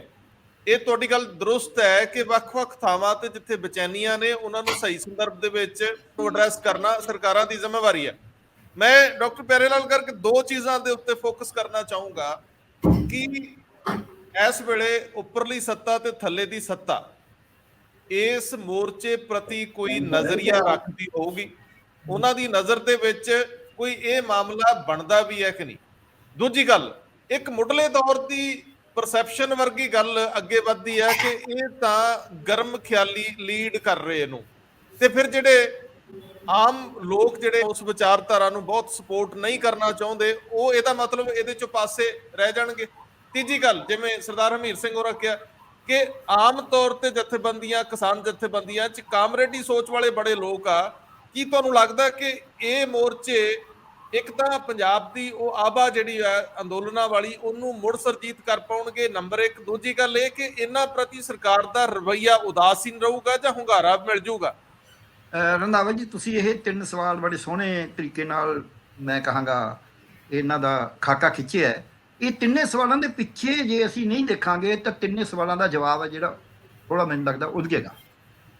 ਉਹ ਪਿੱਛਾ ਇਹ ਹੈ ਜਿਹੜਾ ਤੁਸੀਂ ਪਹਿਲਾ ਸਵਾਲ ਹਮੀਰ ਸਿੰਘ ਨੂੰ ਕਰਿਆ ਸੀ ਕਿ ਇਹ ਜਿਹੜਾ ਖਿੱਤਾ ਹੈ, ਇਸ ਖਿੱਤੇ ਦੇ ਵਿੱਚ ਇੱਕ ਆਪਣਾ ਫਲਸਫਾ ਚੱਲਦਾ ਰਿਹਾ। ਕੋਈ ਵੀ ਆਧਾਰ ਜਿਹੜਾ ਉਹ ਫਲਸਫੇ ਤੋਂ ਬਗੈਰ ਇਤਿਹਾਸ ਨਹੀਂ ਬਣਦੇ, ਫਲਸਫੇ ਤੋਂ ਬਗੈਰ ਮੋਰਚੇ ਨਹੀਂ ਬਣਦੇ, ਫਲਸਫੇ ਤੋਂ ਬਗੈਰ ਏਕਤਾ ਨਹੀਂ ਬਣਦੀ, ਲੜਾਈ ਨਹੀਂ, ਅਰਥਚਾਰਾ ਨਹੀਂ ਸੁਧਰਦਾ। ਪਿੱਛੇ ਹੈ ਉਹਦੇ। ਸੋ ਇਹ ਉਹ ਫਲਸਫਾ ਜਿਹੜਾ ਹੈ ਉਹ ਦੂਜਾ। ਇੱਥੇ ਇਹੀ ਇੱਕ ਸਿੱਖੀ ਹੈ ਜਿਹਨੇ ਸੱਚੀ ਮੁੱਚੀ ਪੰਜਾਬ ਦੇ ਉੱਤੇ ਬਤੌਰ ਸਿੱਖੀ ਰਾਜ ਕਰਿਆ, ਭਾਵੇਂ ਕਿ ਸਾਰਿਆਂ ਨੂੰ ਨਾਲ ਲੈ ਕੇ, ਚਾਹੇ ਉਹ ਬਾਬਾ ਬੰਦਾ ਸਿੰਘ ਬਹਾਦਰ ਦਾ ਰਾਜ ਸੀ, ਚਾਹੇ ਉਹ ਮਹਾਰਾਜਾ ਰਣਜੀਤ ਸਿੰਘ ਦਾ ਸੀ, ਨਹੀਂ ਤਾਂ 22 ਧਾਰਾਂ ਦੇ ਰਾਜੇ, ਕਿਤੇ ਮੁਗਲਾਂ ਦਾ ਰਾਜ, ਕਿਤੇ ਕਿਸੇ ਦਾ। ਤੇ ਜਦ ਮਿਸਲਾਂ ਵੀ ਬਣੀਆਂ ਹੋਈਆਂ ਸੀ ਉਹ ਵੀ ਫਿਰ ਇਕੱਠੇ ਹੋਏ, ਆਖਰਕਾਰ ਇਕੱਠੇ ਹੋ ਕੇ ਸਮਝੌਤੇ ਕਰਦੇ ਸੀ। ਸੋ ਮੈਨੂੰ ਐਂ ਲੱਗਦਾ ਹੈ ਵੀ ਇਹਦਾ ਇਤਿਹਾਸ ਤੇ ਇਹਦਾ ਫਲਸਫਾ, ਉਹ ਦੋਨੇ ਚੀਜ਼ਾਂ ਇਸ ਗੱਲ ਦੇ ਨਾਲ ਹੀ ਆ ਗਿਆ। ਇਹਦੀ ਬੋਲੀ, ਇਹਦਾ ਸੱਭਿਆਚਾਰ ਤੇ ਇਹਦਾ ਇੱਕ ਭੂਗੋਲਿਕ ਤਰੀਕਾ ਕਿ ਹਰ ਹਮਲਾਵਰ ਇੱਧਰੋਂ ਆਇਆ ਤੇ ਉਹਦੇ ਨਾਲ ਟੱਕਰ ਲਈ। ਜਿਹੜਾ ਹਮੇਸ਼ਾ ਅਸੀਂ ਡਾਕਟਰੀ 'ਚ ਵੀ ਕਹਿੰਦੇ ਹਾਂ ਵੀ ਸਰੀਰ ਨੂੰ ਜਿੰਨੀਆਂ ਬਿਮਾਰੀਆਂ, ਕਰੋਨਾ ਦਾ ਟੀਕਾ ਤਾਂ ਹੀ ਲਾਇਆ ਜਾ ਰਿਹਾ ਵੀ ਥੋੜ੍ਹੀ ਜਿਹੀ ਬਿਮਾਰੀ ਹੋਊ ਨਾ ਫਿਰ ਸਰੀਰ ਉਹਦੇ ਨਾਲ ਟੱਕਰ ਨਹੀਂ ਸਿੱਖਦਾ। ਸੋ ਇਸ ਕਰਕੇ ਇਹ ਖਿੱਤਾ ਜਿਹੜਾ ਇਹ ਅਣਖ ਦੇ ਰੂਪ 'ਚ, ਟੱਕਰ ਦੇ ਰੂਪ 'ਚ, ਕੁਰਬਾਨੀ ਦੇ ਰੂਪ 'ਚ, ਇਤਿਹਾਸ ਦੇ ਰੂਪ 'ਚ ਤੇ ਦਰਸ਼ਨ ਦੇ ਰੂਪ 'ਚ ਇਹ ਕਾਫੀ ਅੱਗੇ ਹੈ। ਮੈਂ ਨਹੀਂ ਕਹਿੰਦਾ ਬਾਕੀ ਭਾਰਤ ਨਹੀਂ ਹੈ। ਹੁਣ ਇਹਦੇ ਵਿੱਚ ਜਿਹੜੀ ਸਮੱਸਿਆ, ਜਿਹੜੇ ਤੁਸੀਂ ਤਿੰਨੇ ਸਵਾਲ ਕਰੇ ਨੇ, ਇਹਦੇ 'ਚ ਲੋਕਾਂ ਦੀ ਤਾਂ ਮਜਬੂਰੀ ਹੈ, ਚਾਹੇ ਉਹ ਇੱਕ ਧਰਮ ਦੇ ਨਾਂ 'ਤੇ ਹੈ। ਸੰਤ ਲੌਂਗੋਵਾਲ ਨੂੰ ਸਵਾਲ ਕਰਿਆ ਗਿਆ ਸੀ ਕਿ ਤੁਸੀਂ ਸਿੱਖਾਂ ਦੇ ਇਕੱਠੇ ਹੋ ਕੇ ਗੱਲ ਕਰੀ ਜਾਂਦੇ ਹੋ, ਤੁਸੀਂ ਹਿੰਦੂਆਂ ਨੂੰ ਕਿਉਂ ਨਹੀਂ ਲੈਂਦੇ? ਤੁਸੀਂ ਠੀਕ ਹੈ 43% ਆਬਾਦੀ, 42.7% ਹੈ, 8% 43 ਹੋ ਗਈ, 37% ਹਿੰਦੂਆਂ ਦੀ ਹੈ, ਬਾਕੀ ਤਾਂ 3-4%। ਸੋ ਜਿਹੜੀ ਇਹ ਉਹਨਾਂ ਨੇ ਜਦ ਕਿਹਾ, ਮੈਂ ਆਪ ਉਹ ਦਰਬਾਰ ਸਾਹਿਬ ਦੇ ਵਿੱਚ ਸੀਗਾ ਜਿੱਥੇ ਉੱਥੇ ਬੜਾ ਇਕੱਠ ਕਰਿਆ ਹੋਇਆ ਸੀ, ਸੰਤ ਜਨਾਰਦ ਸਿੰਘ ਭਿੰਡਰਾਂ ਵਾਲੇ ਵੀ ਸੀਗੇ। ਉਹਨਾਂ ਨੇ ਆਖਿਆ ਵੀ ਅਸੀਂ ਤਾਂ ਸਾਰਿਆਂ ਨੂੰ ਬੁਲਾਉਂਦੇ ਹਾਂ, ਅਸੀਂ ਕਰੀਏ ਕਿ ਸਾਡਾ ਆਉਂਦੀ ਸਿੱਖ ਨੇ, ਦੂਜੇ ਨਹੀਂ ਆ ਰਹੇ। ਇਹੀ ਗੱਲ ਇਹਨਾਂ ਮੋਰਚਿਆਂ ਦੀ ਹੈ। ਇਹਨਾਂ ਮੋਰਚਿਆਂ ਦੇ ਵਿੱਚ ਜਿੱਥੇ ਵੀ ਪੰਜਾਬ ਦੇ ਹੱਕਾਂ ਵਾਸਤੇ ਮੋਰਚੇ ਲੱਗੇ ਨੇ, ਕਿਸਾਨੀ, ਹਿੰਦੂ ਕਿਸਾਨੀ ਵੀ ਹੈਗੀ ਹੈ, ਕਿਸਾਨੀ ਸਿੱਖ ਕਿਸਾਨੀ ਵੀ ਹੈਗੀ ਹੈ, ਮੁਜ਼ਾਹਰੇ ਹਿੰਦੂ ਮੁਜ਼ਾਹਰੇ ਵੀ ਹੈਗੇ ਸੀ, ਸਿੱਖ ਮੁਜ਼ਾਹਰੇ ਵੀ ਹੈਗੇ ਸੀ। ਪਰ ਜੇ ਅਸੀਂ ਮੁਜ਼ਾਹਰਾ ਲਹਿਰ ਦੀ ਗੱਲ ਕਰੀਏ, ਗੁਰਦੁਆਰਾ ਸੁਧਾਰ ਲਹਿਰ ਮੈਂ ਛੱਡ ਦਿੰਦਾ, ਸਿੰਘ ਸਭਾ ਲਹਿਰ ਮੈਂ ਛੱਡ ਦਿੰਦਾ, ਉਹ ਧਰਮ ਦੀ ਹੈਗੀ ਹੈ। ਪਰ ਮੁਜ਼ਾਹਰਾ ਲਹਿਰ ਤਾਂ ਆਰਥਿਕ ਮੰਗ ਸੀ ਜ਼ਮੀਨ ਦੀ। ਮੁਜ਼ਾਹਰਾ ਲਹਿਰ ਦਾ ਮੋਰਚਾ ਵੀ ਜਿਹੜਾ ਸੀ ਉਹ ਸਭ ਤੋਂ ਜ਼ਿਆਦਾ ਸੇਵਾ ਸਿੰਘ ਠੀਕਰੀ ਵਾਲੇ ਹੋਣੀ, ਤੇ ਉਹ ਸਾਰਾ ਬਹੁਤਾ ਪੈਪਸੂ ਦੇ ਵਿੱਚ ਸਿੱਖੀ ਦੀਆਂ ਜੜ੍ਹਾਂ ਨਾਲ ਸੀ। ਜੇ ਮੈਂ ਇਸ ਤੋਂ ਅੱਗੇ ਜਾਵਾਂ, ਪ੍ਰਤਾਪ ਸਿੰਘ ਕੈਰੋਂ ਨੇ ਇੱਕ ਟੈਕਸ ਲਾਇਆ ਸੀ ਬੈਟਰਮੈਂਟ ਦੇ ਵੀ, ਖੁਸ਼ ਹੈ ਸੀ ਟੈਕਸ ਉਹਨੂੰ ਕਿਹਾ ਗਿਆ ਸੀ। ਉਹਦੇ ਵਿਰੁੱਧ ਵੀ ਮੋਰਚਾ ਜਿਹੜਾ ਸੀ ਉਹ ਵੀ ਜ਼ਿਆਦਾ ਲਾਇਆ ਕਮਿਊਨਿਸਟਾਂ ਨੇ ਸੀ, ਔਰ ਚ ਪਾਰਟਿਸਪੈਂਟ ਜਿਹੜੇ ਸੀ, ਹਿੱਸੇਦਾਰ ਜਿਹੜੇ ਸੀ, ਉਹ ਜ਼ਿਆਦਾ ਸਿੱਖ ਸੀਗੇ ਔਰ ਸਿੱਖੀ ਸੋਚ ਦੇ ਨਾਲ ਗੱਲ ਕਰ ਰਹੇ ਸੀ। ਹਾਲਾਂਕਿ ਕਹਿੰਦੇ ਇਹ ਸੀ, ਪੀਪਾ ਪੀਪਾ ਪੀਪਾ ਕੈਰੋਂ ਹੋ ਤਕੜਾ ਹੁਣ ਰਾਜ ਕਰੂ ਸੁਰਜੀਤਾ। ਫਿਰ ਐਮਰਜੈਂਸੀ ਲੱਗੀ, ਫਿਰ ਪੰਜਾਬੀ, ਮੈਂ ਕਹਾਂਗਾ ਵੀ ਭਾਸ਼ਾ ਦੇ ਆਧਾਰ ਤੇ ਸੂਬਿਆਂ ਦਾ ਫੈਸਲਾ ਹੋਇਆ। 14 ਭਾਸ਼ਾ ਜਿਹੜੀਆਂ ਸੰਵਿਧਾਨ ਦੇ ਵਿੱਚ ਸੀਗੀਆਂ, 8th ਸ਼ਡਿਊਲ, 8ਵੇਂ ਸ਼ਡਿਊਲ ਦੇ ਵਿੱਚ, 8ਵੀਂ ਸੂਚੀ 'ਚ 14 ਭਾਸ਼ਾ ਦੇ ਵਿੱਚ ਪੰਜਾਬੀ ਸੀਗੀ, ਪਰ ਪੰਜਾਬੀ ਦੇ ਨਾਂ ਤੇ ਸੂਬੇ ਫੈਸਲਾ ਇਹ ਹੋਇਆ ਸੀ ਆਜ਼ਾਦੀ ਵੇਲੇ। ਸਾਨੂੰ ਇੱਕ ਧਿਰ ਮੰਨਿਆ ਗਿਆ ਸੀ, ਸਿੱਖਾਂ ਨੂੰ ਆਜ਼ਾਦੀ ਵੇਲੇ ਵੀ ਤਾਂ ਇੱਕ ਧਿਰ ਮੰਨਿਆ ਗਿਆ ਨਾ, ਪੰਜਾਬੀ ਕੌਮ ਦੇ ਤੌਰ ਤੇ ਨਹੀਂ ਮੰਨਿਆ ਸੀ। ਇਹ ਵੀ ਸਮਝਣਾ ਪਊ ਸਾਨੂੰ। ਸੋ ਇਸ ਕਰਕੇ ਇਹ ਇੱਕ ਧਿਰ ਹੈਗੀ ਆ ਸਿੱਖ, ਇਹ ਮੰਨਣੀ ਪਊ, ਕਿਉਂਕਿ ਇਹ ਇਤਿਹਾਸਕ ਤੌਰ ਤੇ ਬਣ ਚੁੱਕੀ ਹੈ। ਇਹਨੂੰ ਕੋਈ ਨਾ ਕਹੇ, ਹਾਂ ਕਹੇ, ਜੋ ਮਰਜ਼ੀ ਕਹੀ ਜਾਵੇ, ਉਹ ਆਪਾਂ ਹੁਣ ਦੂਰ ਨਹੀਂ ਕਰ ਸਕਦੇ। ਦੂਜੇ ਹੋਇਆ ਵੀ ਹੈ, ਪੰਜਾਬੀ ਦੀ ਬੋਲੀ ਮੈਨੂੰ ਵੀ ਬਹੁਤ ਪਿਆਰੀ ਹੈ ਔਰ ਬਹੁਤ ਸਾਰੇ ਹਿੰਦੂਆਂ ਨੂੰ ਪਿਆਰੀ ਹੈ। ਬਹੁਤ ਸਾਰੀ ਬਿਜ਼ਨਸ ਕਮਿਊਨਿਟੀ, ਉਦੋਂ ਸਿੱਖ ਬਿਜ਼ਨਸਮੈਨ ਨਹੀਂ ਹੁੰਦੇ ਸੀ, ਅਸੀਂ ਪੰਜਾਬੀ 'ਚ ਵਹੀਆਂ ਲਿਖਦੇ ਸੀ, ਪਰ ਗੁਰਮੁਖੀ ਲਿਪੀ 'ਚ ਨਹੀਂ ਲਿਖਦੇ ਸੀ, ਅਸੀਂ ਲੰਡੇ ਲਿਪੀ 'ਚ ਲਿਖਦੇ ਸੀ। ਲੰਡੇ ਉਹਨੂੰ ਇਸ ਕਰਕੇ ਕਹਿੰਦੇ ਸੀ, ਉਹ ਅੰਗਰੇਜ਼ੀ ਦੀ ਤਰ੍ਹਾਂ ਲਿਖੀ ਜਾਂਦੀ ਹੈ ਵੀ ਜੇ ਸਿਹਾਰੀ ਬਿਹਾਰੀ ਪਾਉਣੀ ਹੈ ਈੜੀ ਪਾ ਦਿਓ, ਜੇ ਕੰਨਾ ਪਾਉਣਾ ਤਾਂ ਆੜਾ ਪਾ ਦਿਓ। ਸੋ ਇਸ ਕਰਕੇ ਉਹ ਲਿਖਦੇ ਪੰਜਾਬੀ ਸੀਗੇ। ਸੋ ਉਹ ਇਹ ਨਹੀਂ ਵੀ, ਪਰ ਉਹ ਪੰਜਾਬੀ ਵਾਸਤੇ ਲੜੇ ਨਹੀਂ ਕਦੇ। ਪੰਜਾਬੀ ਵਾਸਤੇ ਲੜੇ ਸਿੱਖ, ਕਿਉਂਕਿ ਪੰਜਾਬੀ ਜਿਹੜਾ ਸਿੱਖਾਂ ਦਾ ਧਾਰਮਿਕ ਗ੍ਰੰਥ ਵੀ ਨੇ, ਉਹ ਵੀ ਗੁਰਮੁਖੀ ਲਿਪੀ 'ਚ ਨੇ। ਪੰਜਾਬੀ ਭਾਸ਼ਾ ਤਾਂ ਸਾਰਿਆਂ 'ਚ ਨਹੀਂ ਹੈ, ਪਰ ਲਿਪੀ ਗੁਰਮੁਖੀ ਹੈ। ਸੋ ਇਸ ਕਰਕੇ ਇੱਕ ਤਾਂ ਇਹ ਪੱਖ। ਫਿਰ ਐਮਰਜੈਂਸੀ ਲੱਗੀ, ਐਮਰਜੈਂਸੀ ਦੇ ਖਿਲਾਫ ਜੇ ਕਿਸੇ ਨੇ ਮੋਰਚਾ ਲਾਇਆ ਪੂਰੇ ਮੁਲਕ ਦੇ ਵਿੱਚ, ਉਹ ਲਾਇਆ ਤਾਂ ਅਕਾਲੀਆਂ ਨੇ, ਮਾੜੇ RSS ਵਾਲੇ ਵੀ ਉਹਨਾਂ ਨਾਲ ਉਦੋਂ ਉਹਨੂੰ ਕਹਿੰਦੇ ਸੀ ਭਾਰਤੀ ਜਨ ਸੰਘ, BJS, ਦੀਵਾ ਉਹਨਾਂ ਦਾ ਚੋਣ ਨਿਸ਼ਾਨ ਹੁੰਦਾ। ਥੋੜ੍ਹੇ ਜਿਹੇ ਉਹ ਵੀ ਗਏ ਸੀ, ਪਰ ਉਹ ਬਾਹਰ ਭੱਜਣ ਨੂੰ ਤਿਆਰ ਸੀਗੇ। ਜੇ ਇੰਦਰਾ ਗਾਂਧੀ 2 ਮਹੀਨੇ ਹੋਰ ਐਮਰਜੈਂਸੀ ਨਾ ਹਟਾਉਂਦੀ ਤਾਂ ਵੀਰ ਸਵਰਕਰ ਬਣ ਜਾਣੇ ਸੀ ਸਾਰੇ। ਸੋ ਇਸ ਕਰਕੇ ਇਹ ਵੀ ਆਪਾਂ ਦੇਖ ਲੈਂਦੇ ਹਾਂ। ਇਸ ਤੋਂ ਅੱਗੇ 84 ਹੋਇਆ, ਚੰਗਾ ਹੋਇਆ ਮਾੜਾ ਹੋਇਆ, ਪੰਜਾਬ ਦਾ ਪਾਣੀ ਜਾ ਰਿਹਾ ਸੀ। ਪੰਜਾਬ ਦੇ ਜਿਹੜੇ ਲੋਕ ਖੇਤੀ ਕਰਦੇ ਨੇ, ਜਿਨ੍ਹਾਂ ਨੂੰ ਪਾਣੀ ਦੀ ਲੋੜ ਹੈ, ਉਹ ਹੁਸ਼ਿਆਰਪੁਰ, ਮਕੇਰੀਆਂ, ਤਲਵਾੜਾ, ਪਠਾਨਕੋਟ, ਦੀਨਾਨਗਰ, ਨਰੋਟ ਮਹਿਰਾ, ਨਰੋਟ ਜੈਮਲ ਸਿੰਘ, ਅਬੋਹਰ, ਫਾਜ਼ਿਲਕਾ, ਫਿਰੋਜ਼ਪੁਰ, ਸੀਤੋ ਗੁੰਨੋ, ਮਮਦੋਟ, ਇਹਨਾਂ ਸਾਰੇ ਖੇਤਰਾਂ ਦੇ ਵਿੱਚ ਹੁਸੈਨੀਵਾਲਾ ਤੱਕ ਬਹੁਤੇ ਜਿਹੜੇ ਕਿਸਾਨ ਨੇ ਉਹ ਸਿੱਖ ਕਿਸਾਨੀ ਨਹੀਂ, ਉਹ ਰਾਈ ਨੇ ਜਾਂ ਤਾਂ ਤੇ ਜਾਂ ਉਹ ਜਿਹੜੇ ਹੈਗੇ ਨੇ ਸੋ ਕਾਲਡ ਹਿੰਦੂ ਕਿਸਾਨ ਹੀ ਨੇ। ਪਰ ਨਹਿਰ ਦੇ ਵਾਸਤੇ ਕਿ ਪਾਣੀ ਨਹੀਂ ਜਾਣ ਦੇਣਾ ਮੋਰਚਾ ਕਿਹਨੇ ਲਾਇਆ? ਅਕਾਲੀ ਦਲ ਨੇ। ਇਸ ਕਰਕੇ ਆਪਾਂ ਇਹਨੂੰ ਇਤਿਹਾਸਕ ਤੌਰ ਤੇ ਇਹ ਨਹੀਂ ਕਹਿ ਸਕਦੇ। ਫਿਰ ਜੋ ਕਾਟਵਾੜ ਹੋਈ, ਹਮਲਾ ਕਿਤੇ ਹੋਇਆ? ਜੇ ਸਟੇਟ ਨੇ ਹਮਲਾ ਕਰਿਆ ਤੇ ਸਟੇਟ ਨੇ ਹਮਲਾ ਤਾਂ ਦਰਬਾਰ ਸਾਹਿਬ ਤੇ ਕਰਿਆ ਨਾ। ਉਦੋਂ ਅੱਗੇ ਪੰਜਾਬ ਜੋ ਵੀ ਹੋਇਆ, ਜਿਹੜਾ ਕਤਲੇਆਮ ਹੋਇਆ, ਉਹ ਵੀ ਸਿੱਖਾਂ ਦਾ ਹੋਇਆ। ਸੋ ਇਸ ਕਰਕੇ ਇੱਦਾਂ ਤਾਂ ਇਸ ਨੂੰ ਸਿੱਖ ਧਿਰ ਦੇ ਤੌਰ ਤੇ, ਜੇ ਨਾ ਭਾਰਤ, ਤੁਸੀਂ ਦੂਜਾ ਸਵਾਲ ਸੀ ਤੁਹਾਡਾ ਨਾਲ ਹੀ ਮੈਂ ਜੋੜਦਾ ਵੀ ਨਾ ਭਾਰਤ ਸਰਕਾਰ ਤੇ ਨਾ, ਇਹ ਦੋਨੇ ਨਹੀਂ ਮੰਨਣ ਨੂੰ ਤਿਆਰ ਵੀ ਸਿੱਖ ਧਿਰ ਦੇ ਤੌਰ ਤੇ ਵੀ ਹੈਗੇ ਨੇ। ਸਿੱਖਾਂ ਨੂੰ ਤੁਸੀਂ ਇੱਕ ਧਿਰ ਨਹੀਂ ਮੰਨਣ ਨੂੰ ਤਿਆਰ। ਤੁਸੀਂ ਕਹਿੰਦੇ ਹੋ ਜੀ ਇਹ ਸਾਡੇ ਕੇਸਧਾਰੀ ਹਿੰਦੂ ਨੇ, ਤੁਸੀਂ ਕਹਿੰਦੇ ਹੋ ਇਹਨਾਂ ਦੇ ਗ੍ਰੰਥ ਤਾਂ ਸਾਡੇ ਗ੍ਰੰਥਾਂ ਦਾ ਹੀ ਨਿਚੋੜ ਨੇ, ਤੁਸੀਂ ਕਹਿੰਦੇ ਹੋ ਇਹਨਾਂ ਦੀ ਜਿਹੜੀ ਪੰਗਤ ਹੈ ਉਹ ਤਾਂ ਸਾਡੇ ਭੰਡਾਰੇ ਦਾ ਹੀ ਰੂਪ ਹੈ, ਜਿਹੜੀ ਇਹਨਾਂ ਦੀ ਸੰਗਤ ਹੈ ਉਹ ਸਾਡੇ ਜਿਹੜੇ ਅਸੀਂ ਕਥਾ ਕਰਦੇ ਹੁੰਦੇ ਸੀ ਉਹਦਾ ਹੀ ਰੂਪ ਹੈ। ਤੁਸੀਂ ਉਹ ਜਿਹੜੀ ਪਛਾਣ ਹੈ ਉਸ ਨੂੰ ਤੁਸੀਂ ਤੋੜਨਾ ਚਾਹੁੰਦੇ ਹੋ। ਇਸ ਕਰਕੇ ਇਤਿਹਾਸਕ ਤੌਰ ਤੇ, ਫਲਸਫੇ ਤੌਰ ਤੇ, ਲੜਾਈਆਂ ਦੇ ਤੌਰ ਤੇ, ਹੱਕਾਂ ਦੀਆਂ ਲੜਾਈਆਂ ਦੇ ਤੌਰ ਤੇ, ਪੰਜਾਬ ਦੇ ਮੰਗਾਂ ਦੇ ਤੌਰ ਤੇ, ਪਰ ਜਦ ਡਿਵੀਜ਼ਨ ਹੋ ਰਹੀ ਸੀ, ਵੰਡ ਹੋ ਰਹੀ ਸੀ, ਭਾਰਤ ਪਾਕ ਵੰਡ ਜਿਹੜੀ ਹੋਈ, ਉਹਦੇ 'ਚ ਵੀ ਸਿੱਖ ਐਡੀ ਵੱਡੀ ਧਿਰ ਸੀ। ਉਹ ਗੱਲ ਵੱਖਰੀ ਹੈ ਕਿ ਜਦ ਉਹਨਾਂ ਨੇ ਮੁਹੰਮਦ ਅਲੀ ਜਿਨ੍ਹਾਂ ਨੂੰ ਮੀਟਿੰਗ ਦੇ ਵਿੱਚ ਪੁੱਛਿਆ ਵੀ ਜੇ ਤੁਹਾਡੇ ਨਾਲ ਤਾਂ ਰਲ ਜਾਾਂਗੇ, ਪਰ ਜੇ ਕੱਲ੍ਹ ਨੂੰ ਅਸੀਂ ਵੱਖਰਾ ਹੋਣ ਦਿਓਗੇ? ਉਹ ਕਹਿੰਦਾ ਵੱਖਰਾ ਨਹੀਂ ਹੋਣ ਦੇਣਾ। ਇਹ ਤਾਂ ਮਹਾਰਾਜ ਪਟਿਆਲਾ ਦਾ ਆਪਦੇ ਉਹ ਕਰਿਆ ਹੋਇਆ, ਇਹ ਜਿਹੜੇ ਅਮਰਿੰਦਰ ਸਿੰਘ ਉਹ ਸੀਗੇ ਤੇ ਇਹਨਾਂ ਨੇ ਆਖਿਆ, ਇਹਨਾਂ ਨੂੰ ਉਹਨਾਂ ਨੇ ਪੁੱਛਿਆ ਹੀ ਨਹੀਂ। ਇਹਨਾਂ ਨੇ ਕਹਿਤਾ ਕੋਈ ਨਹੀਂ, ਤੁਸੀਂ ਇੰਜੋਏ ਕਰੋਗੇ, ਤੁਹਾਡੀ ਪੂਰੀ ਜੋਹੋ ਜਲਾਲ ਰਹੇਗਾ ਖਿੱਤੇ 'ਚ। ਉਹ ਜੋਹੋ ਜਲਾਲ ਤਾਂ ਉਹਦੀ ਨਾਲ ਦੀ ਨਾਲ ਹੀ ਪੰਡਿਤ ਨਹਿਰੂ ਨੇ ਕਹਿਤਾ ਥੋੜੀ, ਕਹਿੰਦੇ ਹੁਣ ਭੁੱਲ ਜਾਓ ਮਾਸਟਰ ਜੀ, ਉਹ ਸਮਾਂ ਹੋਰ ਸੀ। ਸੋ ਇਸ ਕਰਕੇ ਰਾਤ ਗਈ ਤੇ ਬਾਤ ਗਈ ਵਾਲੀ ਗੱਲ ਕਰਤੀ ਉਹਨਾਂ ਨੇ, ਪੰਡਿਤ ਨਹਿਰੂ ਨੇ। ਸਿੱਖਾਂ ਨੂੰ ਇੱਕ ਧਿਰ ਮੰਨਣਾ ਜ਼ਰੂਰੀ ਹੈ, ਪਹਿਲਾ ਮੈਂ ਖਤਮ। ਦੂਜਾ ਕੇਂਦਰ ਹੈ ਕਿ ਜਿਹੜੀ ਪੰਜਾਬ ਸਰਕਾਰ, ਹੁਣ ਪੰਜਾਬ ਸਰਕਾਰ ਵਿਸ਼ੇਸ਼ ਕਰਕੇ, ਕਿਉਂਕਿ ਪੰਜਾਬ ਸਰਕਾਰ 'ਚ ਸਿੱਖ ਸਾਈਕੀ ਨੂੰ ਸਮਝਣ ਵਾਲਾ ਨਹੀਂ ਹੈ ਕੋਈ। ਸਿੱਖ ਸਰੂਪ ਹੋ ਸਕਦਾ ਈਵਨ ਕਾਂਗਰਸ, ਇੱਥੋਂ ਤੱਕ ਕਿ ਮੈਂ ਕਹਾਂਗਾ ਕਾਂਗਰਸ ਦੇ ਵਿੱਚ ਸਿੱਖ ਮਾਨਸਿਕਤਾ ਨੂੰ ਸਮਝਣ ਵਾਲੇ ਬਹੁਤ ਲੋਕ ਹੁੰਦੇ ਸੀ ਜੀ, ਚਾਹੇ ਉਹ ਕਾਂਗਰਸੀ ਸੀਗੇ। ਜੇ ਅਸੀਂ ਗਿਆਨੀ ਗੁਰਮੁਖ ਸਿੰਘ ਮੁਸਾਫਰ ਨੂੰ ਕਹੀਏ, ਉਹ ਅਕਾਲ ਤਖਤ ਦੇ ਜਥੇਦਾਰ ਵੀ ਰਹੇ, ਉਹ ਬੜੇ ਵੱਡੇ ਲਿਖਾਰੀ ਵੀ ਰਹੇ, ਤੇ ਉਹ ਇਹ ਪੰਜਾਬ ਦੇ ਮੁੱਖ ਮੰਤਰੀ ਵੀ ਰਹੇ ਉਹ ਕਾਂਗਰਸ। ਗਿਆਨੀ ਜੈਲ ਸਿੰਘ, ਗੁਰੂ ਗੋਬਿੰਦ ਸਿੰਘ ਮਾਰਗ ਬਣਾਇਆ। ਰਾਮਗੜੀਏ ਸਿੱਖ ਆਪਾਂ ਨੂੰ ਪਤਾ ਵੀ ਬੜੇ, ਜੇ ਸਿੱਖ ਨੇ ਤਾਂ ਪੱਕੇ ਸਿੱਖ ਹੁੰਦੇ ਨੇ। ਤੇ ਇਸ ਕਰਕੇ ਉਹਨਾਂ ਨੂੰ ਸਿੱਖ ਮਾਨਸਿਕਤਾ ਫਿਰ ਵੀ ਪਤਾ ਸੀ, ਚਾਹੇ ਉਸ ਨੂੰ ਖਰਾਬ ਕਰਦੇ ਸੀ। ਜੋ ਵੀ ਖਰਾਬ ਵੀ ਤਾਂ ਬੰਦਾ ਤਾਂ ਹੀ ਕਰ ਸਕਦਾ ਜੇ ਅੰਦਰੋਂ ਜਾਣਦਾ। ਕੈਪਟਨ ਅਮਰਿੰਦਰ ਸਿੰਘ ਵੀ ਤਾਂ ਉਸੇ ਹੀ ਫਹਿਰਿਸਤ ਵਿੱਚ ਰੱਖ ਸਕਦੇ ਹੋ। ਇਹ ਮਹਾਰਾਜਾ ਬਾਰੇ ਕਿਹਾ ਜਾਂਦਾ ਸੀ ਕਿ ਇਹ ਵੀ ਗੁਰੂ ਗ੍ਰੰਥ ਸਾਹਿਬ ਤੇ ਸਿੱਖ ਧਰਮ ਨੂੰ ਬਹੁਤ ਨਿੱਜਤਾ ਨਾਲ, ਇਹ ਬਹੁਤ ਨਿੱਜੀ ਤੌਰ ਤੇ ਮੰਨਦੇ ਸੀ। ਔਰ ਦੂਜੀ ਗੱਲ ਇਹ ਵੀ ਕਿ ਜੇ ਕਾਂਗਰਸ ਦੀਆਂ ਜੜ੍ਹਾਂ ਦੁਬਾਰਾ ਲੱਗੀਆਂ ਤੇ ਕੈਪਟਨ ਅਮਰਿੰਦਰ ਸਿੰਘ ਦੇ ਬਿਹਤਰ ਸਿੱਖ ਹੋਣ ਕਰਕੇ ਇਹਨੂੰ ਪ੍ਰਵਾਨਿਆ ਗਿਆ, ਨਾ ਕਿ ਕਾਂਗਰਸ ਨੂੰ ਪ੍ਰਵਾਨਿਆ ਗਿਆ। ਮੈਂ ਤੁਹਾਡੇ ਵੱਲ ਦੁਬਾਰਾ ਆਊਂਗਾ।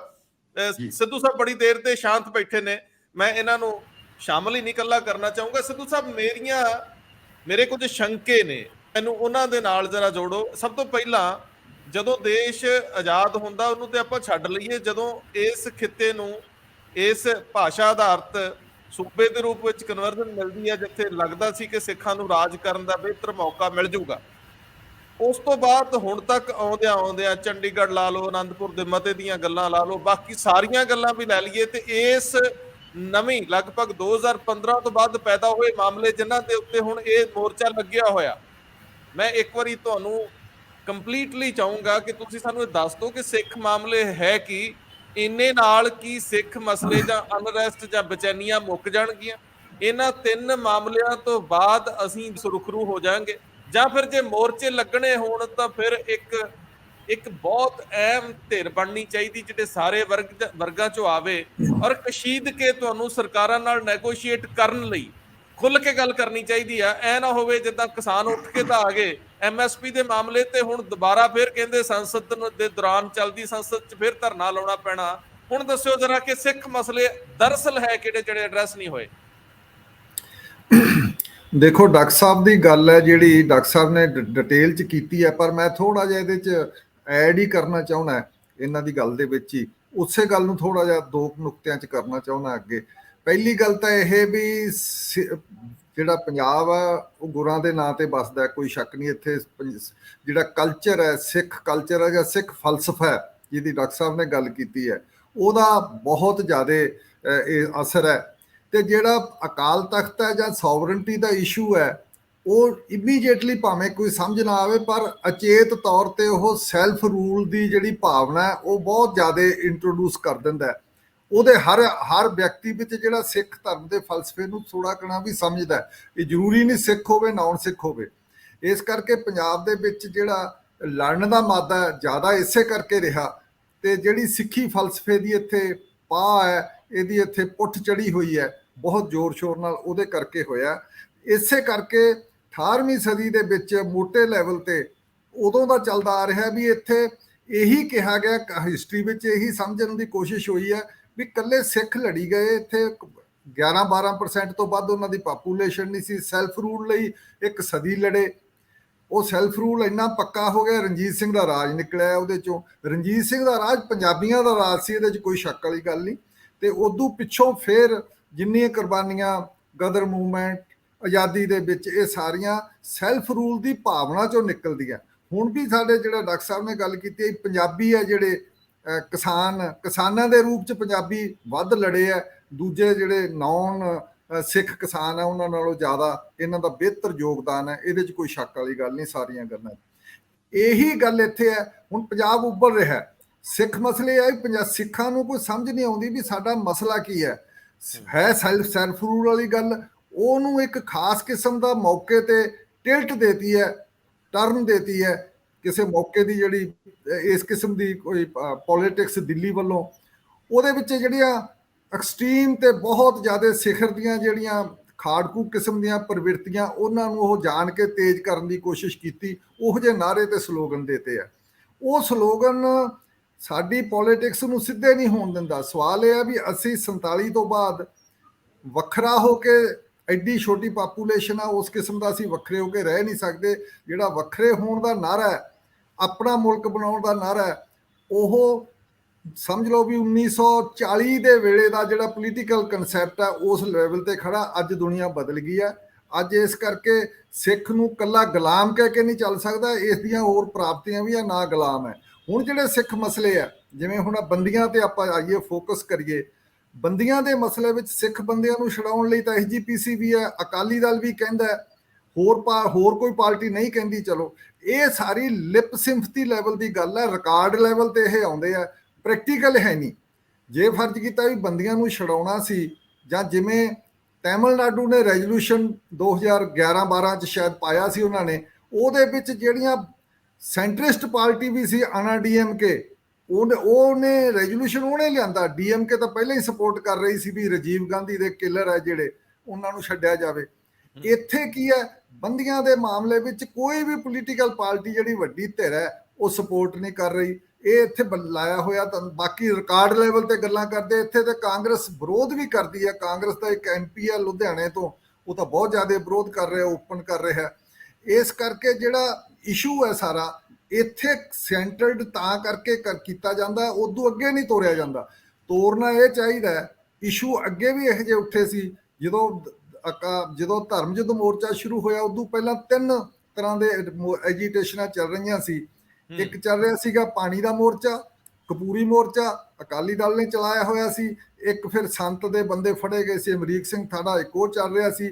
ਤੀਸਰਾ ਜਗਦੇਵ ਸਿੰਘ ਤਲਵੰਡੀ ਦਾ ਅਨੰਦਪੁਰ ਸਾਹਿਬ ਦੇ ਰੈਜ਼ੋਲੂਸ਼ਨ ਤੇ ਚੱਲ ਰਿਹਾ ਸੀ। ਇਹ ਤਿੰਨੇ ਇਕੱਠੇ ਹੋ ਕੇ ਇਹਨਾਂ ਨੇ ਆਪਸ ਵਿੱਚ ਦੀ ਪੋਲੀਟੀਕਲ ਲੈਵਲ ਦਾ ਫੈਸਲਾ ਕੀਤਾ ਵੀ ਆਪਾਂ ਫੈਡਰਲਿਜ਼ਮ ਤੇ ਅਨੰਦਪੁਰ ਸਾਹਿਬ ਦੇ ਰੈਜ਼ੋਲੂਸ਼ਨ ਉੱਤੇ ਅਸੀਂ ਇਹ ਪਹਿਰਾ ਦੇਣਾ, ਜਾਂ ਇਹਦੇ ਤੇ ਅਸੀਂ ਧਰਮ ਯੁੱਧ ਸ਼ੁਰੂ ਕਰਨਾ ਹੈ। 2 ਸਾਲ ਕੋਈ ਕਿਸੇ ਨੇ ਕੋਈ ਮੰਗ ਨਹੀਂ ਬਦਲੀ, ਕੁਛ ਨਹੀਂ ਹੋਇਆ। ਬੇਸ਼ੱਕ ਅੰਦਰਲੇ ਆਪਸ ਵਿੱਚ ਦੀ ਛੋਟੀਆਂ ਮੋਟੀਆਂ ਵਿਰੋਧਤਾਈਆਂ ਵੱਡੀਆਂ ਵੀ ਬਣੀਆਂ, ਪਰ ਮੰਗ ਅਨੰਦਪੁਰ ਸਾਹਿਬ ਦੇ ਰੈਜ਼ੋਲੂਸ਼ਨ ਤੋਂ ਅੱਗੇ ਨਹੀਂ ਵਧੀ। ਇੱਥੋਂ ਤੱਕ ਫੌਜ ਦੇ ਹਮਲੇ ਤੋਂ ਬਾਅਦ ਵੀ ਕੋਈ ਜਾਂ ਹਮਲੇ ਹੋਏ ਤੋਂ ਬਾਅਦ ਵੀ ਕਿਸੇ ਨੇ ਕੋਈ ਹੋਰ ਨਾਰਾ ਨਹੀਂ ਬਦਲਿਆ, ਸੰਤ ਭਿੰਡਰਾਂ ਵਾਲੇ ਨਹੀਂ ਬਦਲਿਆ, ਸੰਤ ਲੌਂਗੋਵਾਲ ਵਾਲੇ ਨਹੀਂ ਬਦਲਿਆ। ਤਾਂ ਕਹਿ ਸਕਦੇ ਹਾਂ ਵੀ ਹੁਣ ਜਿਹੜਾ ਸਾਡਾ ਮਸਲਾ ਹੈ ਇਹ ਵੀ ਸਾਡੇ ਵੱਧ ਅਧਿਕਾਰਾਂ ਨਾਲ ਜੁੜਿਆ ਹੋਇਆ, ਤੇ ਚਾਹੀਦਾ ਇਹ ਆ ਵੀ ਕੋਈ ਆ ਕੇ, ਜਿਵੇਂ ਹੁਣ ਹਵਾਰੇ ਦੀ ਚਿੱਠੀ ਦੇ ਵਿੱਚ ਹਮੀਰ ਸਿੰਘ ਉਹਨਾਂ ਨੇ ਰੈਫਰੈਂਸ ਦਿੱਤਾ, ਆ ਕੇ ਵੀ ਇਸ ਮੁੱਦੇ ਤੇ ਬੋਲੋ। ਜੇ ਮੁੱਦੇ ਤੇ ਬੋਲੋਗੇ ਤਾਂ ਤੁਹਾਡੇ ਕੋਲੇ ਪੋਲੀਟੀਕਲ, ਤੁਸੀਂ ਇੱਕ ਸੈਟਅਪ ਤੇ ਇੱਕ ਕੋਲੀਸ਼ਨ ਬਣਾ ਲਓਗੇ, ਤੁਹਾਨੂੰ ਸਾਰੀਆਂ ਕਿਸਾਨ ਜਥੇਬੰਦੀਆਂ ਨੇ ਸਪੋਰਟ ਕਰਤੀਆਂ, ਭਾਵੇਂ ਲੈਫਟ ਸਾਈਡ ਤੋਂ ਆਏ ਹੋ। ਤੇ ਇਸ ਕਰਕੇ ਸਾਰੀਆਂ ਧਿਰਾਂ ਜਿਹੜੀਆਂ ਪੋਲੀਟੀਕਲ ਆ ਉਹ ਇਸ ਗੱਲ ਤੇ ਇਕੱਠੀਆਂ ਹੋ ਸਕਦੀਆਂ। ਸਵਾਲ ਇਹ ਹੈ ਵੀ ਅੱਗੇ ਕੌਣ ਲੱਗ ਕੇ ਸਾਰੇ ਇਕੱਠੇ ਹੋ ਕੇ, ਤੇ ਇੱਕ ਪੰਜਾਬ ਦੀਆਂ ਮੰਗਾਂ ਇਹ ਹੈ, ਫੈਡਰਲ ਮੰਗ ਹੈ ਜਿਹੜੀ ਪੰਜਾਬ ਦੀ ਇੱਕ ਰੀਜਨਲ ਪਾਰਟੀ ਦੀ ਮੰਗ ਹੈ, ਰੀਜਨਲ ਫੋਰਸ ਪੋਲੀਟੀਕਲ ਖੜੀ ਕਰਨ ਦੀ ਮੰਗ ਹੈ। ਇਸ ਦੇ ਉੱਤੇ ਹੀ ਲੜਿਆ ਜਾ ਸਕਦਾ। ਇਹ ਪੋਲੀਟੀਕਲ ਲੜਾਈ ਹੈ।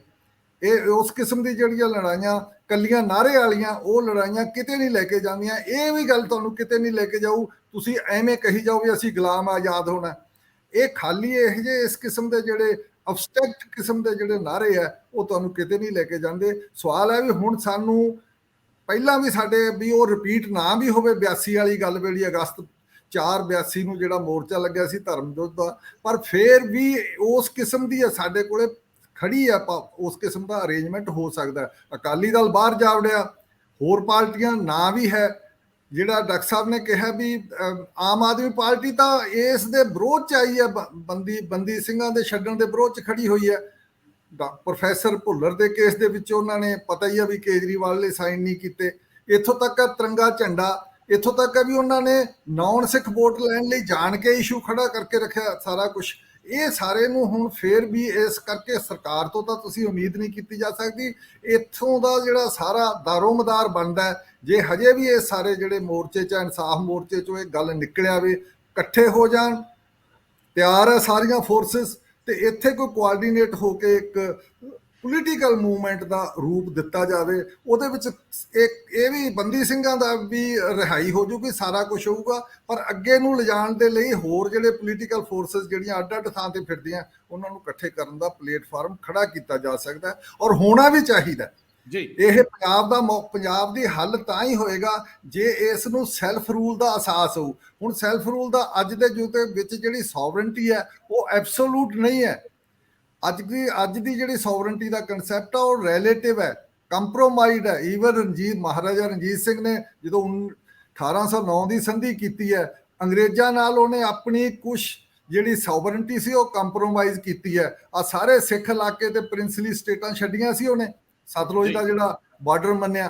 ਫਿਰ ਉਸਨੇ ਰਣਜੀਤ ਸਿੰਘ ਨੇ ਇੱਥੋਂ ਤੱਕ ਵੀ ਆਪਦੀ ਸੋਵਰਨਟੀ ਕੰਪਰੋਮਾਈਜ਼ ਕੀਤੀ ਵੀ ਉਹਨੇ ਅੰਗਰੇਜ਼ਾਂ ਨੂੰ ਜਦੋਂ ਕਾਬਲ ਤੇ ਇੱਧਰ ਅਫਗਾਨਿਸਤਾਨ ਤੇ ਲੜਾਈ ਕਰਦੇ ਸੀ ਆਪਦੇ ਟੈਰੀਟਰੀ ਵਿੱਚ ਦੀ ਲੰਘਣ ਦਿੱਤਾ ਉਹਨਾਂ ਦੀਆਂ ਫੌਜਾਂ ਨੂੰ।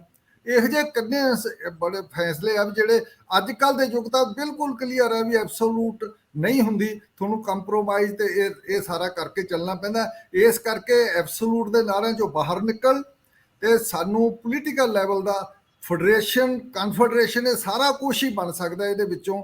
ਪਰ ਪੋਲੀਟੀਕਲ ਇੱਥੋਂ ਦੀ ਮੂਵਮੈਂਟ ਸ਼ੁਰੂ ਹੋਣੀ ਚਾਹੀਦੀ ਹੈ, ਜਿਹੜੀ ਕਿ ਇਹਨਾਂ ਨੂੰ ਸਮਝ ਨਹੀਂ ਆਉਂਦੀ। ਇਹ 18ਵੀਂ ਸਦੀ ਦੇ ਮਾਈਂਡ ਸੈਟ ਨਾਲ ਜਿਹੜਾ ਸਿੱਖ ਹੈ ਉਹ ਪੋਲੀਟੀਕਲ ਨਹੀਂ ਲਾ ਸਕਦਾ। ਉਸ ਵੇਲੇ ਦਾ ਇੱਕ ਬੈਟਰ ਬੈਨੀਫਿਟ ਇਹ ਸੀ 1980 ਦੇ ਵਿੱਚ ਅਕਾਲੀ ਦਲ ਦਾ ਬੇਸ ਬਹੁਤ ਵੱਡਾ ਖੜਾ ਸੀ, ਜਥੇਦਾਰ ਹਜੇ ਖੜੇ ਸੀ, ਪਿੰਡਾਂ ਦੇ ਵਰਕਰ ਖੜੇ ਸੀ। ਉਹ ਜਿਹੜੇ ਇਸ ਦੌਰ ਦੇ ਵਿੱਚ ਸਾਰੇ ਖਤਮ ਹੋ ਗਏ। ਅਕਾਲੀ ਦਲ ਦੇ ਖਤਮ ਹੋਣ ਦੇ ਨਾਲ ਉਹ ਵੀ ਸਾਰਾ ਕੁਝ ਸਟਰਕਚਰ ਖਤਮ ਹੋ ਗਿਆ। ਹੁਣ ਜਿਹੜਾ ਸਿੱਖਾਂ ਦੇ ਮਸਲਿਆਂ ਦੀ ਤੁਸੀਂ ਗੱਲ ਕੀਤੀ ਹੈ, ਇਹੀ ਮਸਲਾ ਹੈ ਸਿੱਖਾਂ ਦਾ। ਇਸੇ ਵਿੱਚੋਂ ਹੀ ਪਾਣੀਆਂ ਦਾ ਹੱਲ ਹੈ, ਇਸੇ ਵਿੱਚੋਂ ਇਨਵਾਇਰਨਮੈਂਟ ਦੇ ਮਸਲਿਆਂ ਦਾ ਹੱਲ ਹੈ। ਜਿੰਨਾ ਚਿਰ ਤੁਸੀਂ ਇੱਥੇ ਰੀਜਨਲ ਲੈਵਲ ਦੀ ਇਹ ਸੈਂਸ ਆਫ ਬਿਲੋਂਗਿੰਗ ਨਹੀਂ ਆਪਣੇ ਲੋਕਾਂ 'ਚ ਬਣਾਉਂਦੇ, ਪੰਜਾਬੀਆਂ 'ਚ, ਉਹ ਬਣਾ ਸਕਦੀਆਂ ਜਿਹੜੀਆਂ ਸਾਰੀਆਂ ਫੋਰਸਸ ਆ ਪੋਲੀਟੀਕਲ, ਉਹ ਇਕੱਠੀਆਂ ਹੋਣ, ਕੋਲੀਸ਼ਨ ਬਣੇ ਉਹਨਾਂ ਦੀ, ਤੇ ਆਪਸ ਵੀ ਦੀ ਕਿਸੇ ਸਾਂਝੇ ਮਿਨੀਮਮ ਪ੍ਰੋਗਰਾਮ ਉੱਤੇ ਇਕੱਠੇ ਹੋਣ। ਇਹ ਹੋ ਵੀ ਸਕਦਾ। ਤੁਸੀਂ ਬਹੁਤ ਸਿਰੇ ਤੱਕ ਲਾਏ ਹੋ ਗੱਲ, ਔਰ ਮੈਨੂੰ ਲੱਗਦਾ ਕਿ ਇਹਦਾ ਨਿਚੋੜ ਵੀ ਇਹੀ ਹੈ ਕਿ ਹੁਣ ਤੁਹਾਨੂੰ ਕਿਸੇ ਨੇ ਲਿਆ ਕੇ ਕੋਈ ਵੱਖਰੀ ਸਟੇਟ ਹੱਥ 'ਚ ਨਹੀਂ ਫੜਾ ਦੇਣੀ। ਆਓ ਤੇ ਆਪਣੇ ਸਭ ਤੋਂ ਪਹਿਲ ਦੇ ਆਧਾਰ ਤੇ ਹੋਣ ਵਾਲੇ ਕੰਮ ਤਰਜੀਹ ਤੌਰ ਤੇ ਨੈਗੋਸੀਏਸ਼ਨ 'ਚ ਆਓ। ਐਬਸੋਲੂਟ ਦੀ ਜਗ੍ਹਾ ਉੱਥੇ ਜਾਓ। ਮੈਨੂੰ ਤਾਂ ਲੱਗਦਾ ਹੁੰਦਾ ਕਿ ਅਸੀਂ 80-85 ਸਾਲਾਂ ਦੇ ਵਿੱਚ ਆਪਣਾ ਜਿਹੜਾ ਮੇਨ ਵਹੀਕਲ ਸੀਗਾ ਸਾਡੇ ਕੋਲ ਅਕਾਲੀ ਦਲ ਦੇ ਰੂਪ ਦੇ ਵਿੱਚ ਖੇਤਰੀ ਪਾਰਟੀ, ਉਹ ਵੀ ਗਵਾ ਲਿਆ। 80-85 ਸਾਲਾਂ ਦੇ ਵਿੱਚ ਤੁਸੀਂ ਵੱਡੇ ਹੋਣੇ ਚਾਹੀਦੇ ਸੀ, ਵਿਸਥਾਰ ਹੋਣਾ ਚਾਹੀਦਾ ਸੀ। ਇੱਥੇ ਲੜਨ ਵਾਲਾ ਮਾਦਾ ਤੇ ਲੜਨ ਵਾਲੀਆਂ ਸ਼ਕਤੀਆਂ ਬਿਖਰ ਗਈਆਂ, ਹੁਣ ਉਹ ਨਵੇਂ ਰੂਪ ਚ ਆ ਰਹੀਆਂ। ਸਰਦਾਰ ਹਮੀਰ ਸਿੰਘ ਜੀ, ਮੈਂ ਦੋ ਤਿੰਨ ਚੀਜ਼ਾਂ ਇਕੱਠੀਆਂ ਬੜੇ ਆਪਾਂ ਇਹ ਰਾਉਂਡ ਨੂੰ ਬੜਾ ਸੰਖੇਪ ਰੱਖਾਂਗੇ, ਅਸੀਂ 15 ਕੁ ਮਿੰਟ ਚ 10-12 ਮਿੰਟ ਚ ਮੁਕਾਵਾਂਗੇ ਇਸ ਗੱਲ ਨੂੰ। ਮੈਂ ਤੁਹਾਨੂੰ ਇਹ ਸਿਰਫ ਪੁੱਛਣਾ ਚਾਹੁੰਦਾ ਹੈ ਕਿ ਜਦੋਂ ਮੌਜੂਦਾ ਸੱਤਾਧਾਰੀ ਧਿਰ ਦਾ ਅਸੀਂ ਇਤਿਹਾਸ ਵੇਖਦੇ ਹਾਂ ਜਿਹੜਾ ਬੜਾ ਛੋਟਾ ਹੈ ਸਾਲਾਂ ਦੇ ਨਜ਼ਰੀਏ ਤੋਂ, ਤੇ ਕੇਜਰੀਵਾਲ 2017 ਦੇ ਵਿੱਚ ਇੱਥੇ ਖਾੜਕੂ ਜਾਂ ਉਸ ਤਰ੍ਹਾਂ ਦੀ ਸੋਚ ਪ੍ਰਤੀ ਨਰਮ ਗੋਸ਼ਾ ਰੱਖਦੇ ਸੀ ਜਿੱਥੇ ਉਹਨਾਂ ਨੂੰ ਟਾਰਗੇਟ ਕੀਤਾ ਗਿਆ। ਪਿੱਛੇ ਕੁਮਾਰ ਵਿਸ਼ਵਾਸ ਨੇ ਵੀ ਉਸ ਗੱਲ ਤੇ ਰੌਲਾ ਪਾਇਆ ਸੀ, ਤੇ ਇਸ ਇਲੈਕਸ਼ਨ ਤੋਂ ਪਹਿਲਾਂ ਉਹਨਾਂ ਨੇ ਸ਼ਾਂਤੀ ਮਾਰਚ ਸ਼ਹਿਰਾਂ 'ਚ ਕੀਤੇ ਸੀਗੇ, ਤੁਹਾਨੂੰ ਯਾਦ ਹੋਣਾ, ਇੱਕ ਬਿਲਕੁਲ ਉਲਟ ਧਾਰਾ। ਇਹਦਾ ਮਤਲਬ ਉਹਨਾਂ ਨੇ ਇੱਥੋਂ ਦੀ ਮੇਨ ਰੂਹ ਨੂੰ ਅਜੇ ਤੱਕ ਨਹੀਂ ਸਮਝਿਆ। ਸਾਨੂੰ ਉਮੀਦ ਵੀ ਨਹੀਂ ਰੱਖਣੀ ਚਾਹੀਦੀ ਉਹ ਦੇਸ਼ ਦੇ ਪ੍ਰਧਾਨ ਮੰਤਰੀ ਬਣਨ ਦੀ ਸੋਚ ਰੱਖਦੇ ਹੁਣ, ਉਹਨਾਂ ਨੂੰ ਛੋਟੀ ਜਿਹੀ ਸਟੇਟ 13 ਸੀਟਾਂ ਵਾਲੀ ਤੋਂ ਲੈਣਾ ਕੀ ਆ। ਸਾਡੇ ਮੁੱਖ ਮੰਤਰੀ ਸਾਹਿਬ ਉਹਨਾਂ ਦੀ ਪੈੜ ਚੋਂ ਪੈਰ ਨਹੀਂ ਕੱਢਦੇ ਲੱਗਦੇ। ਹੁਣ ਮੈਨੂੰ ਦੱਸੋ ਹੰਗਾਰਾ ਕੌਣ ਭਰੂਗਾ? ਜਿਹੜੇ ਇਹ ਲੋਕ ਲੜ ਰਹੇ ਆ, ਸੰਘਰਸ਼ ਕਰ ਰਹੇ ਆ, ਮੋਰਚਾ ਲਾ ਕੇ ਬੈਠਿਆ, ਉੱਪਰਲੀ ਸੱਤਾ ਜਾਂ ਥੱਲੇ ਦੀ ਸੱਤਾ, ਇਹਨਾਂ ਨੂੰ ਹੰਗਾਰਾ ਕੌਣ ਭਰੂਗੀ? ਦੂਜੀ ਗੱਲ, ਜਿਸ ਤਰੀਕੇ ਨਾਲ ਇਹ ਲੀਡ ਕਰ ਰਿਹਾ ਔਰ ਇੰਜ ਲੱਗ ਰਿਹਾ ਕਿ ਜਿਵੇਂ ਜਗਤਾਰ ਸਿੰਘ ਹਵਾਰਾ ਜਿਹੜੇ ਇੱਕ ਵੱਖਰੀ ਧਿਰ ਦੇ ਜਥੇਦਾਰ ਨੇ ਅਕਾਲ ਤਖਤ ਸਾਹਿਬ ਲਈ ਥਾਪੇ ਹੋਏ, ਉਹਨਾਂ ਨੂੰ ਬਿਲਕੁਲ ਉਸ ਕੈਟਾਗਰੀ 'ਚ ਖਾੜਕੂਵਾਦ ਵਾਲੀ ਕੈਟਾਗਰੀ 'ਚ ਰੱਖ ਦਿੰਦੇ। ਹੁਣ ਇਸ ਸਥਿਤੀ 'ਚ ਚੱਲਦਿਆਂ ਇਹ ਦੋ ਵੱਖ-ਵੱਖ ਵਰਗਾਂ ਦੇ ਵਿੱਚ ਗੱਲ ਅੱਗੇ ਤੁਰਨੀ ਆ। ਹੁਣ ਚੱਲੇ, ਥੋੜੀ ਦੇਰਾਂ ਬਾਅਦ ਚੱਲੇ, ਇਹਨੇ ਚੱਲਣਾ ਹੀ ਆ। ਲੇਕਿਨ ਜੇਕਰ ਇਹਨੂੰ ਐਜ ਇਟ ਇਜ਼ ਦੇਖਦੇ ਆ ਤੇ ਸਮਰਥਨ ਕਿੱਥੋਂ ਤੱਕ? ਸਮਰਥਨ ਲਿਖਤੀ ਹੋ ਜਾਂਦਾ, ਸਮਰਥਨ ਬਿਆਨਬਾਜ਼ੀ ਨਾਲ ਹੋ ਜਾਂਦਾ, ਲੇਕਿਨ ਨਿੱਠ ਕੇ ਬਹਿਣਾ, ਰਾਜੇਵਾਲ ਹੋਵੇ ਜਾਂ ਕੋਈ ਹੋਰ ਹੋਵੇ, ਨਿੱਠ ਕੇ ਬਹਿਣਾ ਮੈਨੂੰ ਲੱਗਦਾ ਅਜੇ ਝਿਜਕ ਬਾਕੀ ਆ। ਗੱਲ ਸਿੱਧੂ ਸਾਹਿਬ ਨੇ ਔਰ ਡਾਕਟਰ ਸਾਹਿਬ ਨੇ ਕੀਤੀ ਕੋਆਰਡੀਨੇਸ਼ਨ ਦੀ। ਕੀ ਤੁਹਾਨੂੰ ਲੱਗਦਾ ਕਿ ਇਹ ਐਸੇ ਮੌਕੇ ਵੀ ਆ ਜਿਹਦੇ ਚੋਂ ਤੁਸੀਂ ਕੋਆਰਡੀਨੇਸ਼ਨ ਨਾਲ ਕਾਫੀ ਚੀਜ਼ਾਂ ਕਰਵਾ ਸਕਦੇ ਹੋ? ਅਦਰਵਾਈਜ਼ ਇਹ ਨਾ ਹੋਵੇ ਕਿ ਆ ਜਮਨੀ ਚੋਣ ਜਲੰਧਰ ਵਾਲੀ ਤਾਂ ਅਸਰਅੰਦਾਜ਼ ਹੋ ਸਕਦੀ, ਜਿਵੇਂ ਬੰਦੀ ਸਿੱਖਾਂ ਵਾਲੇ ਮਾਮਲੇ 'ਚ ਔਰ ਸਿੱਧੂ ਮੂਸੇ ਵਾਲੇ ਜਾਂ ਦੀਪ ਸਿੱਧੂ ਵਾਲੇ ਮਾਮਲੇ 'ਚ ਸੰਗਰੂਰ ਤਾਂ ਸਿਮਰਨਜੀਤ ਸਿੰਘ ਮਾਨ ਜਿੱਤ ਕੇ ਲੈ ਗਏ, ਲੇਕਿਨ ਨਜ਼ਰੀਏ ਦਾ, ਵਿਜ਼ਨ ਦਾ ਅਣਹੋਂਦ ਅੱਜ ਵੀ ਉਦਾਂ ਹੀ ਉਹ ਤੰਗ ਕਰਦਾ ਹੈ। ਸੋ ਤੁਹਾਨੂੰ ਲੱਗਦਾ ਹੈ ਕਿ ਇਹ ਚੀਜ਼ ਕਿਸੇ ਛੋਟੀ ਮੋਟੀ ਇਲੈਕਸ਼ਨ ਲਈ ਤਾਂ ਰਾਸ ਆ ਸਕਦੀ ਹੈ, ਅਦਰਵਾਈਜ਼ ਇਹ ਇਹਨਾਂ ਬੇਚੈਨੀਆਂ ਨੂੰ ਜ਼ੁਬਾਨ ਨਹੀਂ ਦੇ ਸਕਦੀ? ਜਿਹੜਾ ਸੱਤਾ ਦਾ ਕੁਐਸਚਨ ਹੈ, ਪਹਿਲੀ ਗੱਲ ਤਾਂ ਆਮ ਆਦਮੀ ਪਾਰਟੀ ਦਾ ਸਵਾਲ ਹੈ ਕੇਜਰੀਵਾਲ ਦਾ। ਕੇਜਰੀਵਾਲ ਦੀ ਤਾਂ ਪਾਰਟੀ ਦਾ ਥੜਾ ਸਟੈਂਡਿੰਗ ਪੁਆਇੰਟ ਇੱਥੋਂ ਹੈ, ਸਟਾਰਟਿੰਗ ਪੁਆਇੰਟ, ਉਹਦੀ ਸਥਾਪਨਾ ਇੱਥੋਂ ਹੋਈ ਹੈ। ਉਹ ਕਹਿੰਦੇ ਨੇ ਵਿਚਾਰਧਾਰਾਵਾਂ ਦਾ ਦੌਰ ਖਤਮ ਹੋ ਗਿਆ, ਅਸੀਂ ਪ੍ਰੈਗਮੈਟਿਕ ਪੋਲਿਟਿਕਸ ਕਰ ਰਹੇ ਹਾਂ, ਪ੍ਰੈਕਟੀਕਲ। ਇਹਦੇ ਚੋਂ ਹੀ ਨਿਕਲਦਾ ਵੀ ਜਿਹੜੇ ਮੌਕੇ ਜਿਹੜਾ ਹਥਿਆਰ ਕੰਮ ਆ ਗਿਆ ਵੋਟ ਲੈਣ ਲਈ, ਉਹ ਵਰਤ ਲਓ। ਇਹਦੇ ਚੋਂ ਪਹਿਲਾਂ ਉਹਨਾਂ ਨੂੰ ਇਹ ਸਿਖਾ ਦਿੱਤਾ ਗਿਆ, ਜਰਨੈਲ ਸਿੰਘ ਹੁੰਦੇ ਸੀ ਦਿੱਲੀ ਵਾਲੇ, ਉਹਨਾਂ ਦੇ ਨਾਲ ਐਜ ਏ ਸਿੱਖ ਦਿੱਲੀ ਤੋਂ ਆਏ ਸੀ, ਵੀ ਸਿੱਖ ਬੈਠਕੀ, ਉਹਨਾਂ ਨੂੰ ਕਹਿੰਦੇ ਖਾੜਕੂਆਂ ਨਾਲ ਸਭ ਨਾਲ ਇਕੱਠੇ ਕਰੋ ਮਾਮਲੇ। ਉਹ ਜਸਵੀਰ ਸਿੰਘ ਰੋਡੇ ਉਹਨਾਂ ਨਾਲ ਵੀ ਫਿਰਦੇ ਰਹੇ, ਸਭ ਨਾਲ ਫਿਰ ਪੁਰ ਕੇ ਵੀ ਸ਼ਾਇਦ ਐ ਵੋਟਾਂ ਪੈ ਜਾਣਗੀਆਂ, ਉਹਨਾਂ ਨੇ ਉਹ ਅਪਣਾ ਲਿਆ। ਮੁੜ ਕੇ ਸਮਝ ਆਈ ਵੀ ਪੰਜਾਬ ਭਾਈ ਐਵੇਂ ਨਹੀਂ ਵੋਟ ਕਰ ਲਈ ਦਿੰਦਾ, ਵੋਟਾਂ ਦਾ ਹੋਰ ਰਹਿ, ਫਿਰ ਉਹ ਪੀਸ ਮਾਰਚ ਕਰਨ ਲੱਗੇ। ਜਿਹੜੀ ਧਿਰ ਦੀ ਆਈਡੀਓਲੋਜੀਕਲ ਅਪਰੋਚ ਕੋਈ ਨਾ ਹੋਵੇ, ਉਹ ਐਡੀਆਂ ਕੰਪਲੈਕਸ ਸਿਚੁਏਸ਼ਨ ਦੇ ਨਾਲ ਡੀਲ ਕਰਨ ਦੀ ਸਮਰੱਥਾ ਰੱਖ ਹੀ ਨਹੀਂ ਸਕਦੀ। ਉਹਦੇ ਕੋਲ ਇਨਬਿਲਟ ਇਹ ਨੁਕਸਾ ਹੈ ਕਿ ਉਹਦੇ ਕੋਲ ਨਜ਼ਰੀਆ ਨਹੀਂ ਹੋ ਸਕਦਾ ਉਸ ਲੈਵਲ। ਦੂਸਰੀ ਗੱਲ ਹੈ ਦਿੱਲੀ ਦੀ ਸੱਤਾ। ਦਿੱਲੀ ਦੀ ਸੱਤਾ ਮੈਜੋਰਿਟੇਰੀਅਨ ਹਿੰਦੂਤਵੀ ਪੋਲਿਟਿਕਸ ਨੂੰ ਪਰਨਾਈ ਹੋਈ ਹੈ ਤੇ ਸੈਂਟਰਲਾਈਜੇਸ਼ਨ ਆਫ ਪਾਵਰ ਨੂੰ ਪਰਨਾਈ ਹੋਈ ਹੈ। ਜਿਹੜੇ ਮਾੜੇ ਮੋਟੇ ਵੀ ਅਧਿਕਾਰ ਸਟੇਟਾਂ ਕੋਲ ਸੀ, ਮਾੜੇ ਮੋਟੇ ਵੀ ਲੋਕਾਂ ਦੇ ਹਿਊਮਨ ਰਾਈਟਸ ਸੀ, ਫੰਡਾਮੈਂਟਲ ਰਾਈਟਸ ਤੱਕ, ਉਹਨਾਂ ਨੂੰ ਉਹ ਕ੍ਰਾਸ ਕਰਕੇ ਸਾਰਾ ਕੁਝ ਆਪਣੇ ਕੋਲ ਲੈਣ ਦੀ ਧਾਰਨੀ ਹੈ। ਇਹ ਪੰਜਾਬ ਦੇ ਟੋਟਲ ਨੇਚਰ ਦੇ ਖਿਲਾਫ ਹੈ, ਟੋਟਲ ਨਾ ਕਿ ਕੰਟਰੀ ਦੇ ਖਿਲਾਫ ਹੈ। ਓਵਰਆਲ ਸਾਡੀ ਸੋਚ ਪ੍ਰਣਾਲੀ ਜਿਹੜੀ ਇਹ ਕਹੀ ਜਾਂਦੇ ਕਿ ਸੈਲਫ ਰੂਲ ਤਾਂ ਦੂਰ ਦੀ ਗੱਲ ਹੈ, ਤੇ ਉਹਨਾਂ ਨੇ ਤਾਂ ਮਿਊਨਿਸਪੈਲਿਟੀ ਵਰਗੀਆਂ ਸਟੇਟਾਂ ਬਣਾਤੀਆਂ ਨੇ। ਇਸ ਲਈ ਸਭ ਤੋਂ ਦੁਖਦਾਇਕ ਪਹਿਲੂ ਇਹ ਹੈ, ਸਾਡੀ ਹੇਠਲੀ ਸੱਤਾ ਤੇ ਉੱਪਰਲੀ ਸੱਤਾ ਦੋਨਾਂ ਕੋਲ ਇਸ ਦਾ ਸੋਲੂਸ਼ਨ ਜੇ ਇਸੇ ਨਜ਼ਰੀਏ ਤੋਂ ਚੱਲਣਗੇ ਨਹੀਂ ਹੈ। ਇਹਦਾ ਨਜ਼ਰੀਆ ਕੇਵਲ ਇੱਕੋ ਤਰੀਕਾ ਹੈ ਕਿ ਜਿਹੜਾ ਇੱਕ ਬੜਾ ਬਰਾਊਡਰ ਫਰੰਟ ਬਣ ਸਕਦਾ ਇਸ ਦੇਸ਼ ਦੇ ਵਿੱਚ, ਕੱਲਾ ਪੰਜਾਬ ਉਹਦੇ ਚ ਮੇਰੇ ਖਿਆਲ ਹੈ ਸ਼ੁਰੂਆਤ ਕਰ ਸਕਦਾ ਕਿਸਾਨ ਅੰਦੋਲਨ ਦੀ ਤਰ੍ਹਾਂ। ਜਿਵੇਂ ਕਿਸਾਨੀ ਦੇ 32 ਜਥੇਬੰਦੀਆਂ ਇਕੱਠੀਆਂ ਹੋਈਆਂ, ਉਦੋਂ ਬਾਅਦ ਉਹਨਾਂ ਨੇ ਹਰਿਆਣਾ ਨਾਲ ਲਿਆ ਤੇ ਫਿਰ ਪੂਰਾ ਦੇਸ਼ ਨਾਲ ਲਿਆ ਤੇ ਇੱਕ ਅੰਦੋਲਨ ਸਟਾਰਟ ਕਰਤਾ। ਉਸੇ ਤਰ੍ਹਾਂ ਇਹ ਸਾਰੇ ਮੋਰਚੇ ਜਿਹੜੇ ਨੇ ਵੱਖ-ਵੱਖ, ਇਹ ਕਲੱਬ ਕਰਕੇ ਇਹ ਕਿਹੜੇ-ਕਿਹੜੇ ਮੰਗਾਂ ਤੇ ਨੇ। ਜੀਰੇ ਦਾ ਮੋਰਚਾ ਪਾਣੀ ਦੇ ਮੰਗ ਤੇ ਹੈ, ਸ਼ੁੱਧ ਪੀਣ ਵਾਲਾ ਪਾਣੀ ਚਾਹੀਦਾ ਜਾਂ ਬਾਕੀ ਹੈ। ਬਾਈਬਲ ਵਾਲਾ ਮੋਰਚਾ ਕਾਹਦੇ ਤੇ ਆ? ਉਹ ਇਸੇ ਤੇ ਆ, ਗੁਰੂ ਗ੍ਰੰਥ ਸਾਹਿਬ ਦੀ ਬੇਅਦਬੀ ਤੇ ਹੈ। ਜਿਹੜਾ ਰਾਜੇਵਾਲ ਉਹਨੇ ਲਾਉਣ ਜਾ ਰਹੇ ਸੀ, ਉਹ 3 ਮੰਗਾਂ ਸੀ, ਫੈਡਰਲਿਜ਼ਮ, ਵਾਤਾਵਰਨ ਤੇ ਪਾਣੀ। ਤੇ ਇਹ 3 ਮੰਗਾਂ ਬੰਦੀ ਸਿੰਘ ਔਰ ਗੁਰੂ ਗ੍ਰੰਥ ਸਾਹਿਬ ਦੇ 328 ਸਰੂਪਾਂ ਦਾ ਮਾਮਲਾ ਤੇ ਬੇਅਦਬੀ ਦਾ ਮਾਮਲਾ। ਕਿਸੇ ਦਾ ਵੀ ਮੈਨੂੰ ਲੱਗਦਾ ਤਿੰਨੇ ਇਹਨਾਂ ਸਾਰੀਆਂ ਮੰਗਾਂ ਤੇ ਵਿਰੋਧ ਨਹੀਂ ਹੋ ਸਕਦਾ। ਤਿੰਨੇ ਜਿਹੜੇ ਮੋਰਚੇ ਲੱਗੇ ਨੇ ਉਹਨਾਂ 'ਚ ਇਹਨਾਂ ਮੰਗਾਂ ਤੇ ਕੋਈ ਵਿਰੋਧ ਨਹੀਂ ਹੋ ਸਕਦਾ। ਔਰ ਜੇ ਇਹ ਨੇੜੇ ਲੱਗਦੇ ਨੇ ਤਾਂ ਕੋਈ ਸਰਕਾਰ ਨਹੀਂ ਐਵੇਂ ਦੇਗੀ। ਫਿਰ ਫੈਡਰਲ ਫਰੰਟ ਦੀ ਦੇਸ਼ ਪੱਧਰ ਦੇ ਉੱਤੇ ਇੱਕ ਮੂਵਮੈਂਟ ਬਿਲਡ ਹੋਏ। ਜਿਹੜੀਆਂ ਪਾਰਟੀਆਂ ਵੱਖ-ਵੱਖ ਨੇ ਅੱਜ ਵੀ, ਉਹ ਡੀਐਮਕੇ ਹੈ, ਉਹ ਨੀਟ ਦੇ ਮਾਮਲੇ ਤੇ, ਗਵਰਨਰਾਂ ਦੇ ਮਾਮਲੇ ਤੇ, ਕੇਰਲਾ ਤੋਂ ਲੈ ਕੇ ਉੱਥੇ ਲੈ ਕੇ ਵੈਸਟ ਬੰਗਾਲ ਤੋਂ ਲੈ ਕੇ ਵੱਖ-ਵੱਖ ਰੀਜਨਲ ਜਿੰਨੇ ਗਰੁੱਪ ਨੇ, ਇਵਨ ਬਿਹਾਰ ਦੇ ਵਿੱਚ ਵੀ ਹੈ, ਸਾਰੇ ਗਰੁੱਪ ਜਿਹੜੇ ਖੜੇ ਹੋ ਰਹੇ ਨੇ, ਜਿਹੜੇ ਸੈਂਟਰਲਾਈਜੇਸ਼ਨ ਤੋਂ ਤੰਗ ਨੇ, ਉਹਨਾਂ ਦੀ ਨੈਸ਼ਨਲ ਲੈਵਲ ਤੇ ਵੀ ਇੱਕ ਤਾਕਤ ਇੱਕ ਬਿਲਡ ਕਰਨੀ ਪਏਗੀ। ਫਿਰ ਉਹ ਸਲੋਗਨ ਵੀ ਨਹੀਂ ਚੱਲਦੇ ਜਿਹੜੇ ਕਹਿੰਦੇ ਨੇ ਅੱਤਵਾਦੀ ਨੇ, ਵੱਖਵਾਦੀ ਨੇ। ਜਦੋਂ ਤੁਸੀਂ ਇੱਕ ਸਟਰਕਚਰ ਚੇਂਜ ਕਰਨ ਦੀ ਗੱਲ ਕਰਦੇ ਹੋ, ਉਸ ਲੈਵਲ ਦਾ ਇੱਕ ਫੈਡਰਲ ਸਟਰਕਚਰ ਦੀ ਗੱਲ ਕਰਦੇ ਹੋ। ਔਰ ਅਨੰਦਪੁਰ ਸਾਹਿਬ ਦੇ ਮਤੇ ਨੂੰ ਤਾਂ ਇਹਨਾਂ ਨੇ ਇਹ ਕਹਿਤਾ ਸੀ, ਜਿਹਨੂੰ ਅਸੀਂ ਅਜੇ ਤੱਕ ਕਲੋਜ਼ਰ ਨਹੀਂ ਦੇ ਪਾਏ ਸਾਰੀਆਂ ਗੱਲਾਂ ਨੂੰ, ਕਿ ਵੱਖਵਾਦੀ ਹੈ ਜੀ। ਬਾਅਦ ਚੋਂ ਤਾਂ ਸਰਕਾਰੀਆ ਕਮਿਸ਼ਨ ਬਿਠਾਤਾ। ਹੁਣ ਤੁਸੀਂ ਸਰਕਾਰੀਆ ਕਮਿਸ਼ਨ ਦੀ ਨਹੀਂ ਮੰਨਦੇ, ਜਿੰਨੀਆਂ ਮਾੜੀਆਂ ਮੋਟੀਆਂ ਉਹਨੇ ਸਿਫਾਰਸ਼ਾਂ ਕੀਤੀਆਂ ਸੀ ਕਿ ਗਵਰਨਰ ਚੀਫ ਮਿਨਿਸਟਰ ਦੀ ਸਹਿਮਤੀ ਤੋਂ ਬਿਨਾਂ ਨਹੀਂ ਰਹਿਣਾ ਚਾਹੀਦਾ ਜਾਂ ਬਾਕੀ ਦੀਆਂ ਚੀਜ਼ਾਂ ਨੇ। ਇਸ ਲਈ ਉਹ ਸਾਰਾ ਜਿਹੜਾ ਇੱਕ ਪੁਆਇੰਟ ਆਫ ਵਿਊ ਹੈ, ਉਹਨੂੰ ਸਮਝਣਾ ਸਾਡੇ ਪੋਲੀਟੀਸ਼ੀਅਨ ਆਪਣੀ ਵਿਚਾਰਧਾਰਾ ਚੋਂ ਨਹੀਂ ਸਮਝ ਸਕਦੇ ਉਸ ਨੂੰ, ਦਿੱਲੀ ਵਾਲੇ ਤਾਂ, ਕਿਉਂਕਿ ਉਹਦੀ ਵਿਚਾਰਧਾਰਾ ਹੋਰ ਪਾਸੇ ਜਾ ਰਹੀ ਹੈ। ਜਾਂ ਤੁਸੀਂ ਇਸ ਕਰੈਕਟਰ ਨੂੰ ਸਮਝੋ ਦੇਸ਼ ਦੇ ਨੂੰ ਕਿ ਵੰਨ-ਸਵੰਨਾ ਦੇਸ਼ ਹੈ, ਵੰਨ-ਸਵੰਨੇ ਦੇਸ਼ ਨੂੰ ਇੱਕੋ ਝੰਡੇ ਥੱਲੇ, ਇੱਕੋ ਗੱਲ ਥੱਲੇ ਐ ਨਹੀਂ ਹੱਕਿਆ ਜਾ ਸਕਦਾ। ਉਹਦੀ ਡਾਇਵਰਸਿਟੀ ਨੂੰ ਪ੍ਰਵਾਨ ਕਰਨਾ ਪਏਗਾ, ਉਹਨਾਂ ਨੂੰ ਤਾਕਤਾਂ ਦੇਣੀਆਂ ਪੈਣਗੀਆਂ। ਇਹੀ ਕੇਜਰੀਵਾਲ, ਉਹਨਾਂ ਦਾ ਕੇਜਰੀਵਾਲ ਅਪਰੋਚ ਦੇ ਤੌਰ ਤੇ ਸੈਂਟਰਲਿਸਟ ਹੈ, ਕੱਲਾ ਆਪ ਕਨਵੀਨਰ ਹੈ, ਬਾਕੀ ਸਾਰੇ ਵਲੰਟੀਅਰ ਨੇ, ਕਿਸੇ ਇੱਕ ਨੂੰ ਵੀ ਕੋਈ ਰਾਈਟ ਨਹੀਂ ਹੈ, ਰਾਈਟ ਦੇਣ ਲਈ ਤਿਆਰ ਹੀ ਨਹੀਂ ਹੋ ਤੁਸੀਂ ਜੀ। ਔਰ ਇਹ ਸਾਰੀਆਂ ਜਿਹੜੀਆਂ ਗੱਲਾਂ ਨੇ, ਇਹਨਾਂ ਨੂੰ ਕਰਕੇ ਪੰਜਾਬ ਇਨੀਸ਼ੀਏਟਿਵ ਲੈ ਸਕਦਾ ਇਸ ਸਾਰੇ ਮਾਮਲੇ ਦੇ ਵਿੱਚ। ਇਹਨਾਂ ਮੋਰਚਿਆਂ ਚੋਂ ਕੋਈ ਨਵੀਂ ਲੀਡਰਸ਼ਿਪ ਉਸ ਫਲਸਫੇ ਤੇ ਖੜੀ ਹੋ ਸਕਦੀ ਹੈ, ਪਰ ਉਸ ਸਰਬੱਤ ਦੇ ਭਲੇ ਨੂੰ, ਕਾਮਨ ਕਾਜ ਨੂੰ, ਸੈਕਰੀਫਾਈਸ ਨੂੰ ਪਰਨਾਈ ਹੋਈ ਲੀਡਰਸ਼ਿਪ ਦੀ ਜ਼ਰੂਰਤ ਹੈ, ਜਿਹੜੀ ਸ਼ਾਇਦ ਜਨਤਕ ਪੱਧਰ ਤੇ ਨਿਕਲ ਸਕਦੀ ਹੈ। ਡਾਕਟਰ ਗਰਗ ਸਾਹਿਬ ਕਾਫੀ ਚੀਜ਼ਾਂ ਕਲੀਅਰ ਕਰਤੀਆਂ ਸਰਦਾਰ ਹਰਮੀਤ ਸਿੰਘ ਹੋਰਾਂ ਨੇ, ਪਰ ਮੈਂ ਕਿਉਂਕਿ ਇਹ ਧਿਰ ਜਿਹੜੀ ਲੜ ਰਹੀ ਆ ਮੋਰਚੇ ਦੇ ਵਿੱਚ ਆ, ਜੇਕਰ ਇਹਦੀ ਸਫਲਤਾ ਆਉਂਦੀ ਹੈ ਤਾਂ ਅਕਾਲੀ ਦਲ ਨੂੰ ਲੱਗਦਾ ਵੀ ਸਾਡੀ ਸਪੇਸ ਖਾ ਜਾਊਗੀ, ਉਹ ਕਿਉਂ ਨੇੜੇ ਆਉਣਗੇ। ਜੇਕਰ ਕੇਂਦਰੀ ਸੱਤਾ ਨੂੰ ਲੱਗਦਾ ਹੈ ਕਿ ਅਸੀਂ ਇਹਨਾਂ ਦੇ ਮੋਰਚੇ, ਇਹਨਾਂ ਦੇ ਅੰਦੋਲਨ ਦੇ ਤਹਿਤ ਕੁਝ ਲੋਕਾਂ ਨੂੰ ਛੱਡ ਦਿੰਨੇ ਜਾਂ ਕੋਈ ਇੰਜ ਦੀ ਨੀਤੀ ਲੈ ਆਉਂਦੇ ਜਾਂ ਕੋਈ ਇਸ ਤਰ੍ਹਾਂ ਦੇ ਐਲਾਨ ਕਰ ਦਿੰਨੇ ਆ, ਤਾਂ ਫਿਰ ਸਾਡੀ ਪੋਲਿਟਿਕਸ ਕਿਵੇਂ ਸਾਧੀ ਜਾਊਗੀ। ਤੇ ਜਿਹੜੀ ਥੱਲੇ ਵਾਲੀ ਸੱਤਾ, ਉਹ ਤਾਂ ਗੱਲਬਾਤ ਚਲਾ ਹੀ ਨਹੀਂ ਰਹੀ ਹੁਣ ਤੱਕ। ਕੋਈ ਸੰਵਾਦ ਦੇ ਨਾਂ ਥੱਲੇ, ਡਾਇਲੌਗ ਦੇ ਨਾਂ ਥੱਲੇ ਮੈਨੂੰ ਲੱਗਦਾ ਹੈ ਮੁੱਢਲੇ ਐਫਰਟਸ ਵੀ ਨਹੀਂ ਹੋਏ। ਸੋ ਮੈਂ ਤੁਹਾਡੇ ਤੋਂ ਇਹੀ ਜਾਣਨਾ ਚਾਹੁੰਦਾ ਹੈ ਕਿ ਫਿਰ ਇਹ ਖੜਾ ਦੇ ਵਿੱਚ ਇਹ ਜਿਸ ਤਰ੍ਹਾਂ ਹੁਣ ਇਸ ਵੇਲੇ ਅੱਗੇ ਵਧ ਰਿਹਾ, ਇਹਦੀ ਕੋਈ ਸਾਰਥਿਕਤਾ, ਇਹਦਾ ਕੋਈ ਸੰਦਰਭ ਬਣ ਪਾਊਗਾ।